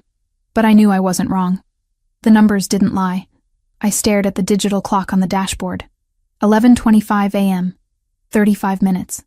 Marco was walking into a cage, and the man holding the key was the one he trusted most. I gripped the door handle, my knuckles white, praying that the armored engine could outrun fate. Drive faster, I whispered. We're doing 90, Signorina, the driver said, his hands tight on the wheel. Faster, I ordered, channeling every ounce of Marco's authority I had absorbed. Or we're all dead. The engine roared in response, pushing us down the mountain, racing toward the city and the betrayal waiting at the water's edge. I wasn't just the fiancé anymore. I wasn't just the asset. I was the failsafe. And I was coming for him. The speedometer on the dashboard of the armored SUV read 95 miles per hour. But it felt like we were crawling. The trees outside were a blur of green and gray, smeared by the speed and the vibration of the heavy chassis, fighting against the winding mountain road. Inside the cabin, the air was thick with tension and the smell of gun oil. I sat in the back seat, clutching the laptop to my chest as if it were a life preserver. My knuckles were white, my breathing shallow. Every time the driver, Vinny, took a corner too sharp, I braced myself against the door, praying the tires would hold. Rocco, I said, my voice cutting through the roar of the engine. How far? Rocco was in the passenger seat, his massive frame hunched over a radio that was spitting out nothing but static. He looked back at me, his face grim. 30 minutes out, if traffic holds. We don't have 30 minutes, I whispered, looking at the clock. 11:35 a.m. Marco was walking into the warehouse at noon. 25 minutes. Try him again, I ordered. Rocco sighed, a sound of frustration that rumbled in his chest. I've tried the main line, the backup, and the encrypted channel. It's dead air, Signorina. They're jamming the signal radius around the docks, just like you said they would. The confirmation brought no satisfaction, only a cold dread that settled in my stomach like a stone. I had been right. The numbers hadn't lied. Silvio was orchestrating a massacre, and Marco, brilliant, dangerous, terrifying Marco, was walking into it blind because he trusted the man standing at his shoulder. Can we go faster? I asked Vinny. I'm pushing a 6-ton vehicle down a 2-lane road, ma'am, Vinny said, his eyes glued to the asphalt. Any faster and we go off the cliff. I looked out the window at the sheer drop on my right.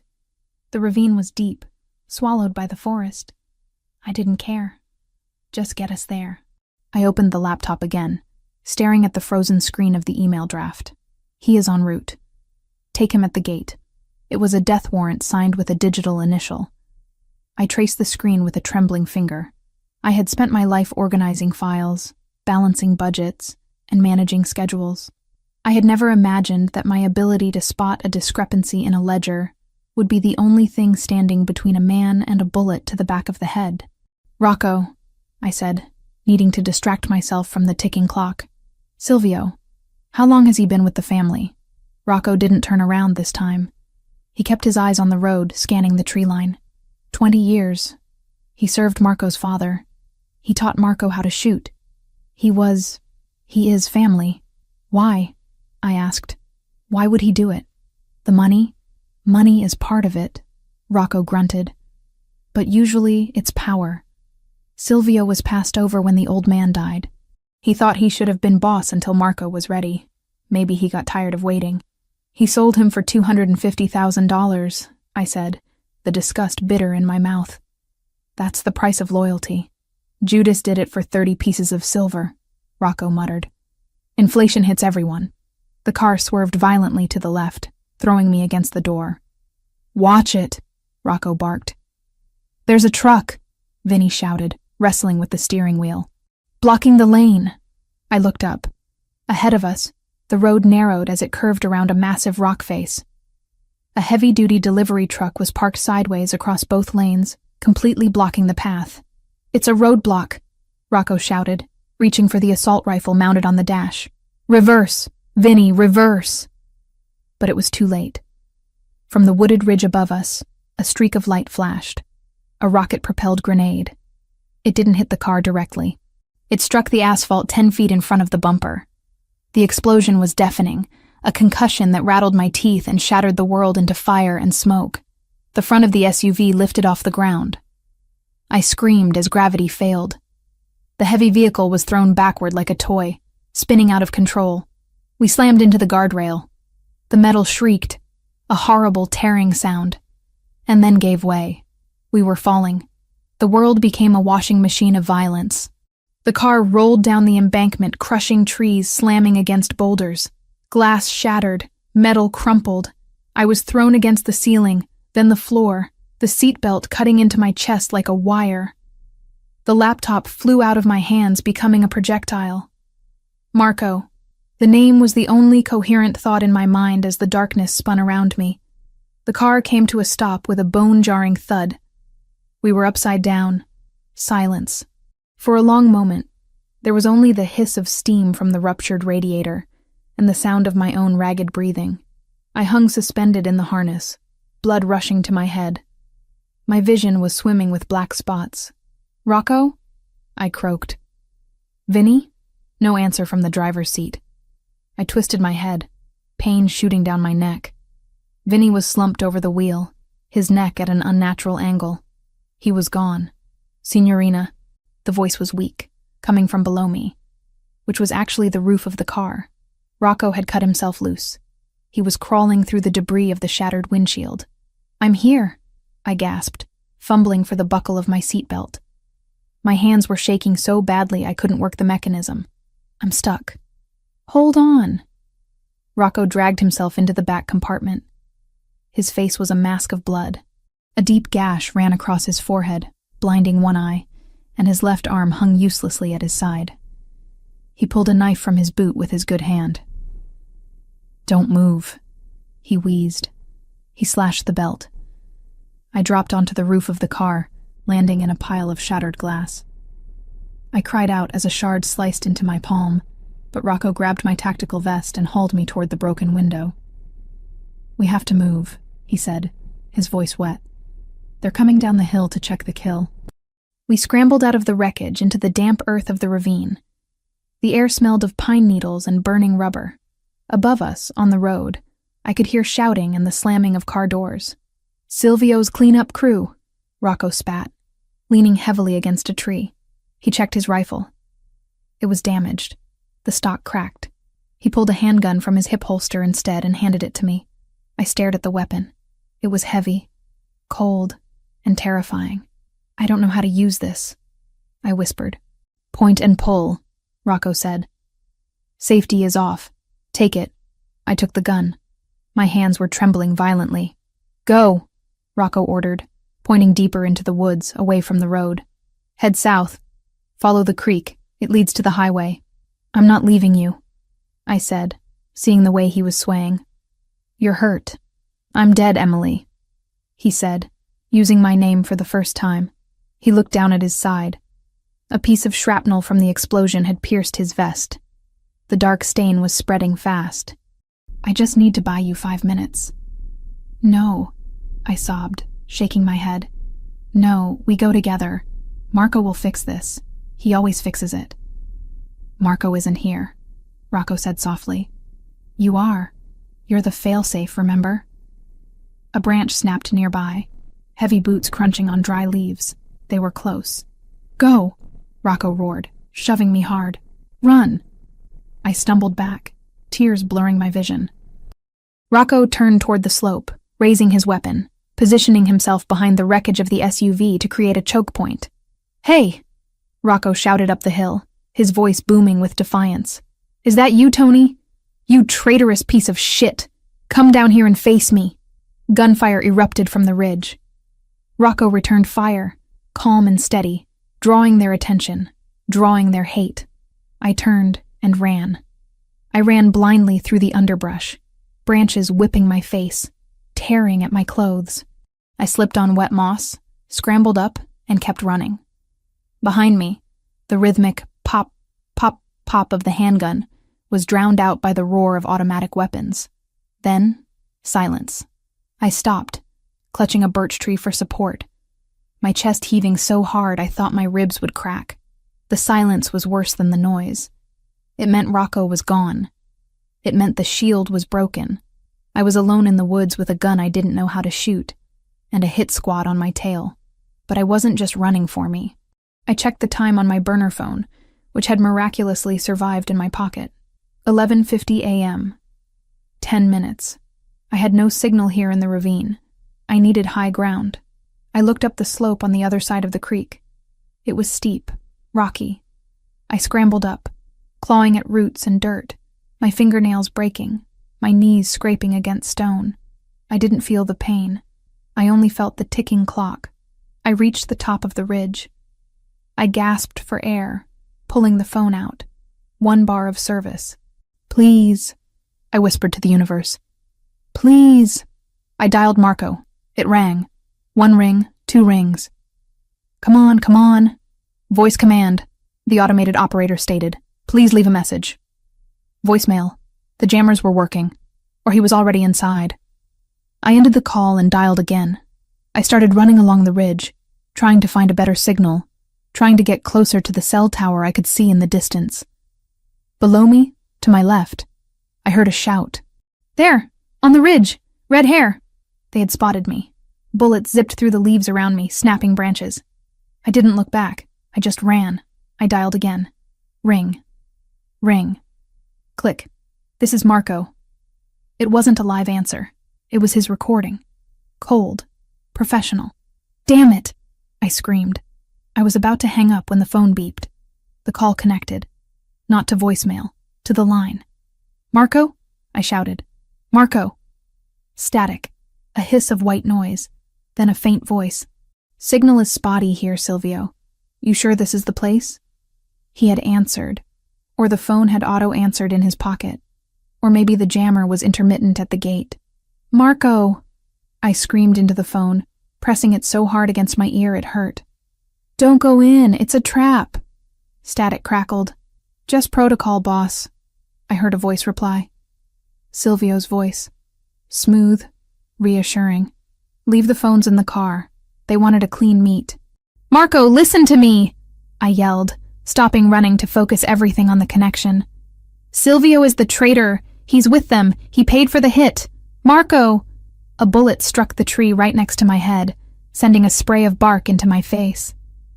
I flinched, dropping to my knees behind a boulder. I hear something. Marco's voice came through, tinny and distant. Did you hear that? Interference, Silvio said. Come on. They're waiting. I was losing him. He was walking away from the phone, or the signal was dying. Silvio! I screamed, using every ounce of air in my lungs. Marco! Silvio is the traitor. Look at him. He sold you. Don't go in the warehouse. I didn't know if he heard me. The line filled with static, then cut out completely. Call ended. I stared at the screen. 11:58 a.m. Those next few minutes smeared into a blur. More sensation than memory. Time leaking out between heartbeats until noon felt less like a number and more like a weight pressing down on my chest. I had done everything. I had found the leak. I had convinced Rocco. I had survived a crash. I had run through a forest, and I still didn't know if it was enough. A shadow fell over me. I spun around, raising the gun Rocco had given me, but I was too slow. A boot kicked the weapon from my hand, sending it skittering over the edge of the cliff. I looked up. 3 men stood over me, dressed in tactical gear, their faces covered by balaclavas. The logo on their vests wasn't police. It wasn't Ravellini. It was a snake coiled around a dagger. Ndrangheta. She's the one, the lead man said, his voice muffled. Silvio said to bring her alive if possible. He wants to use her as leverage if the boss survives the initial volley. I scrambled back, but my back hit a rock. There was nowhere to go. Don't touch me, I snarled, channeling every bit of rage I had left. You have no idea what you've done. Marco will kill every single one of you, the man laughed. He reached down and grabbed a fistful of my hair, hauling me to my feet. I cried out, clawing at his gloves, but he was too strong. Marco is dead, sweetheart, he hissed in my ear. Or he will be in about 2 minutes. And you? You're the consolation prize. He dragged me toward the trees where a black van was waiting on a logging road I hadn't seen. Let me go, I kicked out, connecting with his shin. But he didn't even flinch. He punched me hard in the stomach. The air left my lungs. I doubled over, retching. Bag her, he ordered. Rough hands grabbed my arms. A canvas hood was shoved over my head, plunging me into darkness. I smelled stale sweat and burlap. Throw her in the back. We need to get to the extraction point. I was lifted off my feet and tossed like a sack of garbage onto a metal floor. The doors slammed shut. The engine roared to life. I lay there in the dark, gasping for breath, my ribs aching, my palm bleeding. Tears hot and angry streamed down my face. Rocco is dead. Vinny is dead. Marco. I clamped my mouth shut, refusing to finish that thought. Marco wasn't dead. He couldn't be. He was the smartest man I knew. He was a survivor. But doubt, cold and insidious, crept in. I had heard Silvio's voice. They were walking away from the car. Had he heard me? Had the signal cut out before I screamed Silvio's name? The van lurched forward, bouncing over the rough terrain. I was a prisoner again. A pawn in a game I had tried so hard to master. But as I lay there in the dark, I felt something hard in my pocket pressing against my hip. My phone. They hadn't searched me. They assumed I was just a hysterical girl they had picked up in the woods. They didn't know I was the auditor who had unraveled their entire scheme. I didn't dare move yet. I waited, counting the seconds, trying to map the turns of the van in my mind. If Marco was dead, I was going to die too. But if he was alive, if he had heard that one word, Silvio, I closed my eyes under the hood and prayed to a God I hadn't spoken to in years. Let him have heard. Let him be the monster they fear. Let him kill them all. Because if Marco Ravellini was still standing, the Ndrangheta hadn't just kidnapped a girl. They had stolen the heart of a demon, and he would burn the world down to get it back. The canvas hood over my head smelled of gasoline and old sweat, a suffocating darkness that amplified every bump in the road. My hands were zip-tied behind my back, the plastic digging into my wrists until my fingers went numb, but the physical pain was distant, muted by the sheer, overwhelming terror that clawed at my chest. Not terror for myself, terror for him. I lay on the cold metal floor of the van, sliding slightly with every turn, my mind replaying the last few seconds of that phone call on the ridge. Silvio. I had screamed it. I had screamed it with every ounce of breath in my bruised lungs. But had the signal held? Had the words cut through the static and the jammers? Or was Marco walking into the slaughterhouse right now, thinking his oldest friend was simply having radio trouble? The van slowed, turning sharply onto gravel, then came to a halt. The engine died.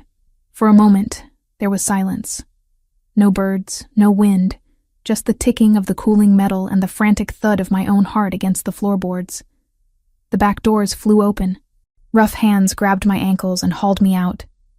I hit the ground hard, the gravel biting into my shoulder, but I didn't cry out. I wouldn't give them the satisfaction. Up! A voice barked. I was hauled to my feet, swaying dizzily. The hood was ripped off. I blinked against the sudden assault of light, though it was dim. We were inside a massive, cavernous structure, an abandoned shipyard warehouse. Sunlight filtered through holes in the rusted corrugated roof, creating beams of dusty light that illuminated the decay. The air tasted of salt, rot, and oil. In the center of the vast space, sitting on a folding chair, as if he were waiting for a concert to begin, was a man in an immaculate gray suit. Silvio. He looked up from his watch as I was dragged forward. His face was calm, his silver hair perfectly coiffed, his demeanor that of a grandfatherly figure waiting for Sunday dinner. It was sickening. Gentle. Silvio chided the guards, his voice smooth and cultured. She is not a combatant. She is leverage. She's a problem. One of the masked men grunted, shoving me forward so I stumbled to my knees in front of Silvio. She was on the ridge. She had a phone. Silvio's eyes narrowed slightly, the first crack in his composure. A phone? We took it, the guard said, pulling my burner phone from his pocket and tossing it to Silvio. But she was screaming into it before we got to her. Silvio caught the phone. He looked at it, then at me. Did you make a call, Emily? I looked up at him, spitting a strand of hair out of my mouth. My lip was split, and I could taste the copper tang of blood. I called Marco. Silvio smiled, a pitying, condescending expression. Marco is currently entering the east gate of the terminal. The jammers there are military grade. You could have screamed until your throat bled, my dear. He didn't hear you. He heard me. I lied, injecting every ounce of certainty I could muster into my voice. I told him everything. He knows you're the traitor. He knows you sold him to the Calabresi. Silvio studied my face, looking for the tell. He was a master manipulator, a man who had survived decades in the Mafia politics. He stood up slowly, walking over to me. He crouched down, bringing his face level with mine. You are bluffing, he decided softly. You are a smart girl. An accountant, yes? You found the discrepancy. I admit I underestimated you. I thought Marco picked you for your face. I didn't realize he picked you for your brain. He didn't pick me, I hissed. He saved me. Something you wouldn't understand. Saved you? Silvio laughed, standing up and brushing invisible dust from his trousers. Marco is a boy playing at being a king. He is soft. He buys debts. He makes peace treaties. The Ravellini family was built on fear, not real estate deals. I am simply correcting the course. He checked his watch again. 12:05 p.m. By now, Silvio announced to the room, the initial volley has begun. Marco is dead. My men at the gate will have confirmed the kill. Once I receive the picture, we will decide what to do with you. You're going to kill me, I said flatly. Eventually, Silvio shrugged. But first, I need the access codes to the offshore accounts Marco set up for the construction project. You are the only other person with administrative access. Once you give them to me, then you can join him. I'll never give them to you. Everyone gives them up eventually, Silvio said, turning his back on me to walk toward a table where a radio set was humming. Pain is a very effective key. He picked up the radio handset. Team Alpha, report. Is the target down? Static. Silvio frowned. He adjusted the frequency dial. Team Alpha, report status. Silence. Just the hiss of white noise. Team Beta, Silvio said, his voice tightening. Check the gate. Why is there no confirmation? Silence. A cold shiver went down my spine, but it wasn't fear. It was anticipation. Team Charlie, Silvio barked, abandoning the calm facade. Perimeter check, now. Boss, one of the masked guards standing near the entrance of the warehouse said, his voice trembling slightly. I can't reach the lookout. Silvio spun around, his eyes wide. What do you mean you can't reach him? He's not answering. The warehouse suddenly felt very big and very empty. The dust motes dancing in the light seemed to freeze. He's here, I whispered. Silvio whipped his head around to look at me. Shut up. He heard me, I said, a smile breaking through the blood on my lip. And now, he's coming for you. Secure the doors, Silvio screamed at his 3 guards. Kill her if anyone enters. The guard nearest me raised his rifle, aiming it at my head. I squeezed my eyes shut, bracing for the end. Thwip. A sound like a wet towel snapping. The guard didn't fire. Instead, a red mist sprayed across my face. He gargled, a horrible wet sound, and collapsed backward. A black arrow, a crossbow bolt, was buried in his throat. Contact! The second guard screamed, spinning toward the shadows of the catwalks above. Thwip. The second guard dropped, an arrow protruding from his eye socket. Silvio scrambled backward, pulling a silver pistol from his jacket. Show yourself! Show yourself, you coward! There was no answer. Only the terrifying silence of a predator who had already won. The third guard, the one who had dragged me from the van, panicked. He grabbed me by the back of my sweater, hauling me up as a human shield, pressing the barrel of his gun to my temple. Come out, or she dies, he shrieked, his voice cracking with hysteria. I'll blow her brains out, I swear to God! From the darkness of the loading bay entrance, a figure emerged. It wasn't the Marco I knew. It wasn't the man in the bespoke suits or the tuxedo. This was a shadow made flesh. He moved with a terrifying, fluid silence. He was covered in grime, his shirt torn, a smear of blood on his cheek that wasn't his. In his hand, he didn't hold a gun. He held a tactical knife, the blade black and non-reflective. He stopped 20 feet away. He didn't look at Silvio. He didn't look at the dead men. His eyes, black, empty voids of pure violence, were locked on the man holding the gun to my head. Let her go, Marco said. His voice wasn't a shout. It was a whisper that carried across the warehouse like a funeral bell. Stay back, the guard yelled, pressing the gun harder against my skin. Drop the knife. Drop it. Marco tilted his head slightly. You are shaking, Carlo. Your finger is slipping on the trigger. If you fire, you miss the kill shot, and if you miss the kill shot, I will peel the skin from your bones while you are still conscious. The guard, Carlo, was shaking. Marco's psychological warfare was hitting him hard. Silvio, Carlo pleaded, looking at his boss. Do something. Silvio was backed against the table, his gun pointed at Marco, but his hand was trembling. Shoot him, you idiot! Shoot him! No, Marco said. He took a step forward. I said stop, Carlo screamed. Marco moved. It was faster than thought. He didn't run. He exploded into motion. He threw the knife. It was an impossible throw. 20 feet. A moving target. A hostage in the way. The blade buried itself in Carlo's shoulder, right in the nerve cluster. The arm holding the gun to my head went instantly dead, the weapon clattering to the floor. I dropped to the ground, rolling away as Marco closed the distance. Carlo tried to reach for his sidearm with his other hand, but Marco was there. Marco didn't slow down. He slammed a knee into Carlo's chest, shattering ribs, and then delivered a single brutal strike to the throat.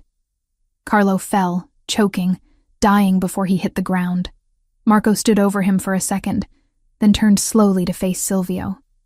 Silvio was the only one left. He stood by the table, his silver pistol raised, aiming at Marco's chest. But he didn't fire. He looked at Marco, and I saw something break in his eyes. He saw the monster he had helped create, and he knew he couldn't kill it. Marco, Silvio whispered. Marco walked toward him. He didn't have a weapon in his hands anymore. He walked straight toward the gun. Shoot me, Silvio, Marco said, his voice devoid of emotion. You sold me. You set the trap. Finish it. Silvio's hand wavered. It was business, Marco. The family. You were weak. You were letting the legacy die. I was building an empire, Marco corrected, stopping 3 feet from the barrel of the gun. You were just digging graves. I had to, Silvio shouted, his composure shattering. The 'Ndrangheta. They offered me the seat. They offered me the respect your father never gave me. They offered you silver, Marco said. And you bought a ticket to hell. Marco reached out. He moved slowly, deliberately. He wrapped his hand around the barrel of Silvio's gun. Silvio gasped, trying to pull it back, but Marco's grip was granite. Marco stepped in, chest to chest with the man who had been his uncle, his mentor, his betrayer. You taught me to shoot, Marco said softly. You taught me to lead, but you forgot to teach me how to forgive. Marco twisted the gun. A sickening snap echoed, Silvio's finger breaking inside the trigger guard. Silvio screamed, dropping the weapon. Marco didn't strike him. He didn't punch him. He simply grabbed Silvio by the throat with one hand and lifted him. Silvio clawed at Marco's wrist, his legs kicking uselessly, but Marco was immovable. He slammed Silvio back against a steel support pillar. Emily, Marco said, not looking at me. Turn around. No, I said. I was on my knees, my wrists still bound behind me, dust and blood covering my clothes, but I wouldn't look away. I had found the leak. I had driven the car. I had been part of this war. I wouldn't look away from the victory. Turn around, Marco repeated, his voice straining with the effort of holding back his rage. No, I said again, louder. I want to see it. He sold us. He tried to kill you. I want to see him end. Marco looked at me then. His eyes were wild, terrifying. But when they met mine, they flickered. He saw the resolve in my face. He saw that I wasn't the innocent civilian anymore. I was his equal in the dark. He turned back to Silvio. Silvio's face was turning purple, his eyes bulging. Marco, please, family. You are not family, Marco whispered. You are a cancer. Marco reached into his boot and pulled out a second knife. He didn't drag it out. He made it quick, efficient. A soldier's death, which was more than Silvio deserved. He drove the blade into Silvio's heart, twisting once. Silvio stiffened, his eyes locking on Marco's, and then the light went out. He slumped, dead weight in Marco's grip. Marco let him go. The body slid down the pillar, leaving a streak of dark blood on the steel. Silence returned to the warehouse. The dust motes continued to dance in the light, undisturbed by the violence that had just occurred. Marco stood there for a long moment, staring at the body. His chest was heaving. His hands were covered in blood. Silvio's, the guards, his own. He looked broken. Not physically, but spiritually. He had just killed the last link to his father. Then, he turned to me. He walked over, his steps heavy. He knelt in front of me. I looked at him, at the blood, the grime, the utter devastation in his expression. You're hurt, he said, his voice cracking. He reached out to touch my face, but stopped, looking at his bloody hands. He pulled them back, afraid to stain me.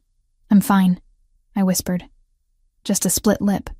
He choked on the word. He looked at the zip ties binding my wrists. I'm sorry. God, Emily, I'm so sorry. He moved behind me. I felt the cold steel of the knife against my skin, terrified for a second, but then the plastic snapped. My arms fell free. I brought them forward, rubbing my wrists, groaning as the blood flow returned. I turned to face him. He was still kneeling, his head bowed, looking at the floor. You should run, he said, his voice hollow. Take the van. Go. Don't go back to the penthouse. Don't go to the safe house. Just go. I'll transfer money to you. Disappear. What? I stared at him. Marco, what are you talking about? Look at me, he roared, looking up, his eyes filled with self-loathing. Look at what I am. I am death, Emily. I kill everything I touch. I killed my own family today. I almost got you killed. I am poison. He stood up, backing away from me. I was arrogant. I thought I could keep you.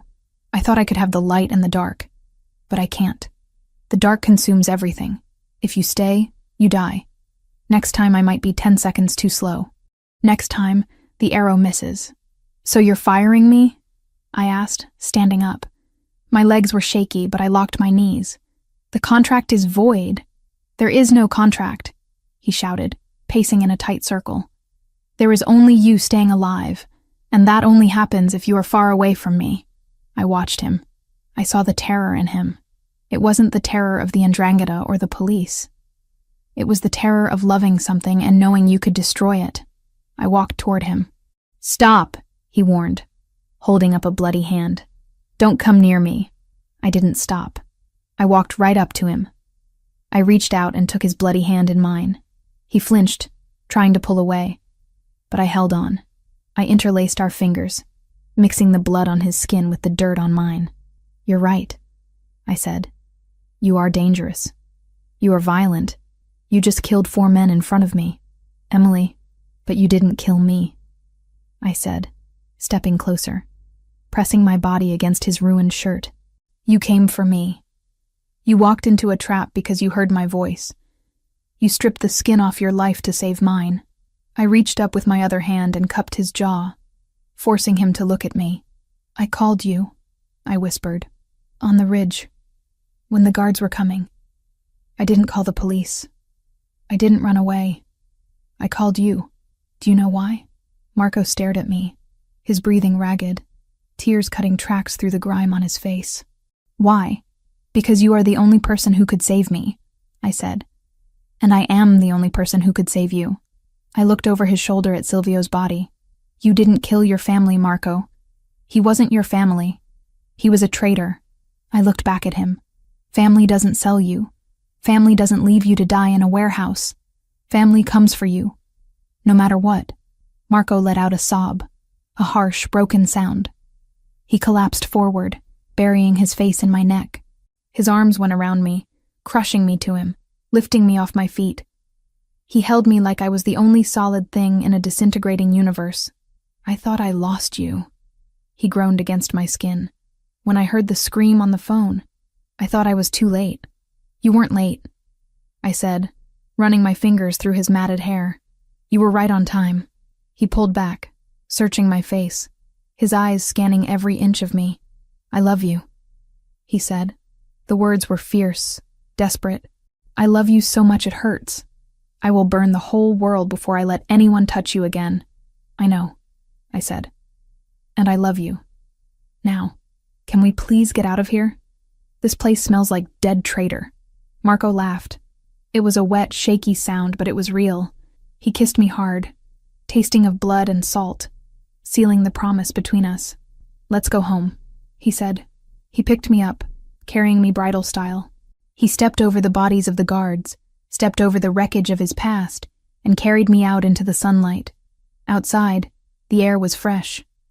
The sound of sirens wailed in the distance, the police finally responding to the chaos at the gate. But it didn't matter. We walked to the black van Silvio's men had used. Marco placed me in the passenger seat, buckling me in with shaking hands. He walked around to the driver's side. As we drove away from the docks, leaving the carnage behind, I looked at him. He was a mess. He was a killer. He was a Mafia don who had just started a war he would have to finish. But he was mine. And as I looked down at my hand, resting on the center console, still covered in the grime of the battle, I saw the diamond ring. It was dirty, scratched, but it was still there, unbroken.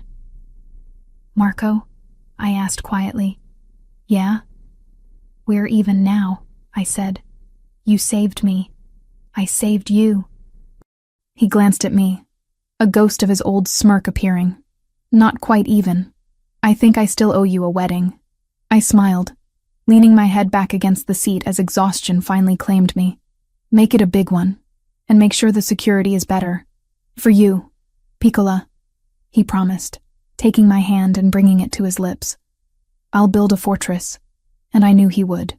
2 years. It is a strange thing to measure time not in hours of fear or days of debt, but in seasons of peace. The calendar on the wall of the kitchen, a sleek, modern thing that I had picked out to replace the austere slate that used to hang there, said it was November again. The rain was hammering against the floor-to-ceiling windows of the penthouse, just as it had on the night I first stumbled through those double doors, soaking wet and terrified. But tonight, the sound wasn't a threat. It was a melody. It was the background music to a life that I had built, brick by brick, lie by lie, and finally, truth by truth. I stood by the kitchen island, swirling a glass of deep red Barolo, watching the scene in the living room. The space had changed. The cold, museum-like quality of Marco's fortress had been softened. There were throws of cashmere draped over the leather sofas. There were fresh flowers, white lilies and hydrangeas, in crystal vases on the side tables. There were framed photographs on the mantel, proof that life existed here, not just survival. And there was laughter. Lily was sitting on the rug near the fireplace, her legs tucked under her, gesturing animatedly with a piece of garlic bread. She looked older, wiser, but the shadows that had haunted her eyes 2 years ago were gone, replaced by the bright, unburdened spark of a young woman who had the world at her feet. So then Professor Holloway said my thesis on moral ambiguity in Renaissance literature was disturbingly insightful, Lily said, grinning. I told him I had good inspiration. Marco, sitting in his favorite armchair with a relaxed posture that would have been impossible for him 2 years ago, chuckled. He wasn't wearing a suit. He was wearing a charcoal sweater and dark jeans, looking less like the capo of New York and more like a man enjoying a Sunday dinner.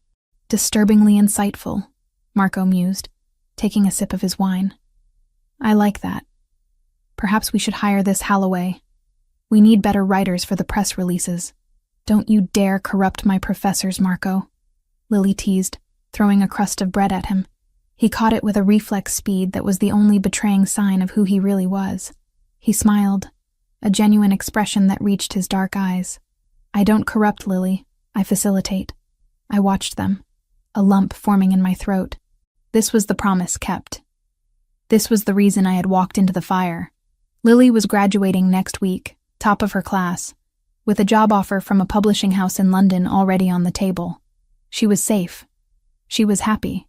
She knew that Marco was in construction and private security, and while she wasn't stupid, she knew there was grit beneath the polish. She didn't know the blood.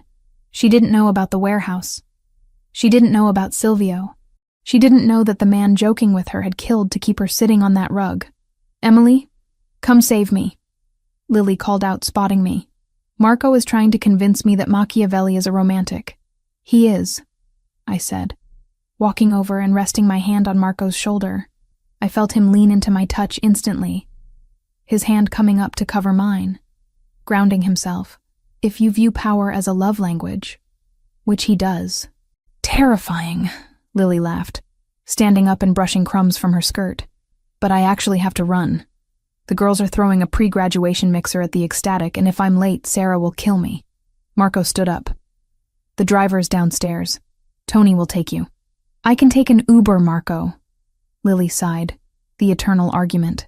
You take the car, Marco said, his voice leaving no room for debate, though it was gentle. It's raining, and I prefer knowing you get there dry. Fine, fine. She rolled her eyes, but she walked over and hugged him. Thank you for dinner, and for everything. The tuition, the apartment. I know I don't say it enough. Marco hugged her back, stiffly at first, then patting her back awkwardly. He still wasn't used to innocent affection, but he was learning. You earned the grades, Lily. I just paid the bills. She pulled away and turned to me, squeezing me tight. I'll see you guys at the ceremony? Front row, I promised, kissing her cheek. Be safe. Text me when you get there. Rule number 2. She mimicked my voice with a grin. Total transparency. I know. We watched her leave. The heavy door clicked shut, sealing the silence back inside the penthouse. But it wasn't the heavy, oppressive silence of before. It was a warm, shared quiet. Marco let out a long breath, running a hand through his hair. She talks a lot. Is that normal for 21-year-olds? She's happy, Marco, I said, walking around to face him. She's allowed to talk. London, he muttered, picking up his wine glass again. It's far. We don't have a strong presence in London, which is exactly why it's perfect, I said, taking the glass from his hand and placing it on the table. She gets to be Lily Foster there, just Lily, not the sister-in-law of the Ravellini family. It's what we wanted. He looked at me. his eyes searching mine. Is it? You're going to miss her. I will, I admitted, but I have plenty to keep me busy here. I walked over to the side table and picked up a sleek black tablet. I tapped the screen, bringing up the quarterly reports for the Ravellini Foundation and the construction holdings. Speaking of busy, I said, shifting into the mode that had defined the last 2 years of my life. I went over the projections for the waterfront redevelopment. The unions are happy with the new contracts, but the cement suppliers are trying to gouge us on the price per ton. I flagged 3 invoices that don't match the agreed rates. Marco smirked, the predator surfacing just beneath the domestic surface. The Grecos trying to skim off the top? The Grecos, I confirmed. I already drafted a response holding payment until they rectify the billing errors. I also audited the charity gala expenses. The event planner was padding the catering budget by 15%. She's been fired, and I hired a new vendor who is vetted and actually knows how to make a risotto. Marco shook his head, looking at me with a mixture of awe and amusement. You fired the event planner? I tolerate theft from our enemies, Marco, I said, stepping closer to him, tapping his chest with the tablet. I do not tolerate theft from our own payroll. We run a tight ship. That's how we stay legitimate. That's how we stay safe. Legitimate. He repeated the word, tasting it. 2 years ago, legitimate had been a mask. Now, it was 70% of the reality. With Silvio gone and the 'Ndrangheta war settled in a bath of blood that I tried not to think about, Marco had consolidated power. But under my guidance, he had pivoted. We still had the shadows. There were always shadows. But the construction business, the shipping logistics, the real estate, it was clean. We were washing the blood out of the money so thoroughly that even the IRS sent us Christmas cards. Marco took the tablet from my hands and tossed it onto the sofa without looking. Marco, I protested. I spent 3 hours on those spreadsheets. The Grecos can wait until morning, he said, wrapping his arms around my waist and pulling me flush against him. And the event planner is already gone. Right now, I don't want to talk about cement or invoices. He buried his face in the crook of my neck, inhaling deeply. You smell like vanilla and rain. And you smell like expensive wine and danger, I murmured, my hands finding their way up to his shoulders, my fingers curling into the soft wool of his sweater. The danger is retired, he whispered against my skin. Though we both knew it was a lie. The danger was never retired. It was just managed. It was a sleeping dog at the foot of our bed. Is it? I asked, leaning back to look at him. He looked tired. Not the exhaustion of stress, but the good, heavy tiredness of a man who has held the world up for too long and finally found a place to set it down. The gray at his temples had spread slightly, giving him a distinguished look that made my knees weak. The city is quiet, he said. The families respect the boundaries. The police have no leads. We won, Emily. We did, I agreed. It hadn't been easy. The months after the warehouse had been a nightmare of paranoia and power plays. I had learned to shoot. Really shoot, not just point and pray. I had learned to drive evasively. I had learned which senators needed donations and which judges needed blackmail. I had become the queen on the chessboard, moving pieces to protect the king. And he had kept his promise. He had built a fortress around us. Not just of walls, but of loyalty. The men who guarded us now weren't mercenaries. They were believers. They had seen Marco walk into a trap for me, and they had seen me drive into a war zone for him. That kind of legend bought more security than money ever could. Marco turned us slowly, swaying slightly to music only he could hear, until we were facing the window. The city lay spread out below us, a grid of golden lights blurred by the rain. It looked beautiful from up here. It looked like a kingdom. Do you remember? He asked softly, looking at the reflection of us in the glass. Remember what? The night you walked in, he said. The storm was worse than this. You looked like a drowned rat. I laughed, swatting his arm. I looked mysterious and tragic, thank you very much. You looked terrified, he corrected, his voice dropping. And beautiful. The most beautiful thing I had ever seen. I was sitting in that chair, thinking about how I was going to kill Silvio, thinking about how the walls were closing in. And then you walked in and started dancing to that terrible R&B song.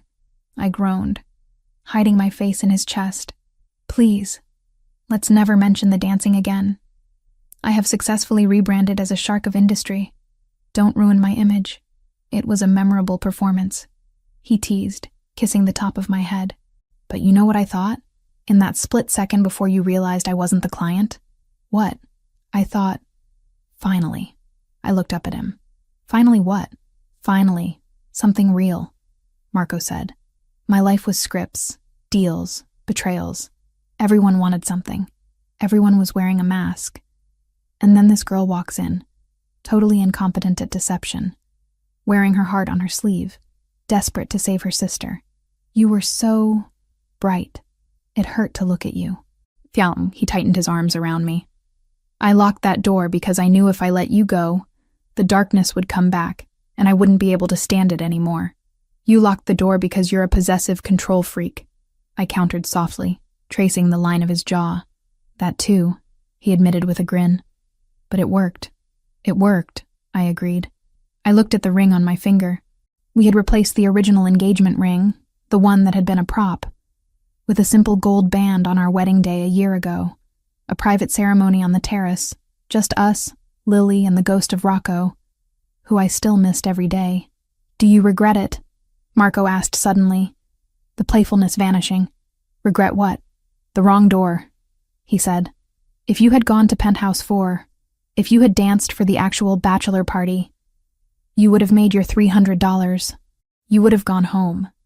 Maybe you would have figured another way out with the debt. You would have had a normal life. No guards, no guns, no husband who has to check under the car for bombs. I pulled away slightly, looking him dead in the eye. I saw the insecurity that still lived there, deep down. The fear that he had corrupted me, that he had stolen a life I should have had. Marco, I said firmly, look at me. He looked. If I had gone to the right door, I said, I would be an administrative assistant living in a studio apartment, worrying about rent, probably dating some guy named Chad who works in marketing and thinks excitement is trying a new IPA. Marco snorted. Chad. I would be safe, I continued. I would be normal, and I would be bored out of my mind, and I would be alone. I took his hand, the hand that had killed men, the hand that had signed treaties, the hand that held me when I had nightmares about the crash. I didn't want normal, I told him. I wanted this. I wanted a partner who would burn the world down for me. I wanted to feel like I mattered. Not just to a company, but to history, to us. I turned back to the window, pulling him with me so his chest was against my back again. Besides, I added, watching the rain streak down the glass, I'm pretty sure Chad wouldn't have bought me a construction company for my birthday. It's a holding company, Marco corrected automatically. For tax purposes. Romantic, I whispered. He kissed the side of my neck, sending shivers down my spine that had nothing to do with the cold. I try. We stood there for a long time, watching the storm. The world outside was chaotic, messy, and dangerous. There were still enemies. There were always enemies. The Ndrangheta was quiet, but snakes always grew back their heads eventually. The police were watching, waiting for a slip-up that I would never give them. But inside, the air was warm. The fire was crackling. My sister was safe in a car heading toward her future. My husband, the monster, the king, the love of my life, was holding me like I was the most precious thing in his vault. Hey, Marco, I asked. Do you think the staff is gone for the night? He lifted his head, listening. Maria left an hour ago. The security team is on the perimeter. We're alone.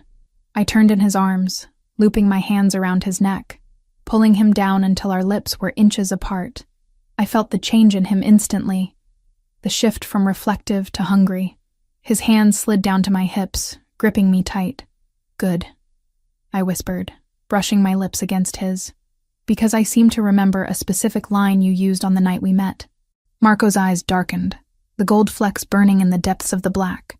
He knew exactly what I was talking about. A smirk played on his lips, wicked, arrogant, and devastatingly sexy. Is that so? He rumbled. I hummed. Something about a mistake. And a turn. He walked me backward until my legs hit the edge of the heavy oak dining table. He lifted me up effortlessly, setting me on the edge, moving between my knees. He looked at me with that same intensity he had in the warehouse, in the kitchen. In the first moment he saw me. "You mistook me for the stripper," he quoted, his voice a low growl that made my toes curl. He reached up and unzipped the back of my dress, the sound loud in the quiet room. "Now," Marco whispered, claiming my mouth with a kiss that tasted of wine, rain, and forever. My turn. I kissed him back, pouring everything I had into it. The fear, the relief, the love, the power. I wasn't the girl who had knocked on the wrong door. I was the woman who had kicked it down and claimed the castle. And as the storm raged on outside, I knew one thing with absolute certainty.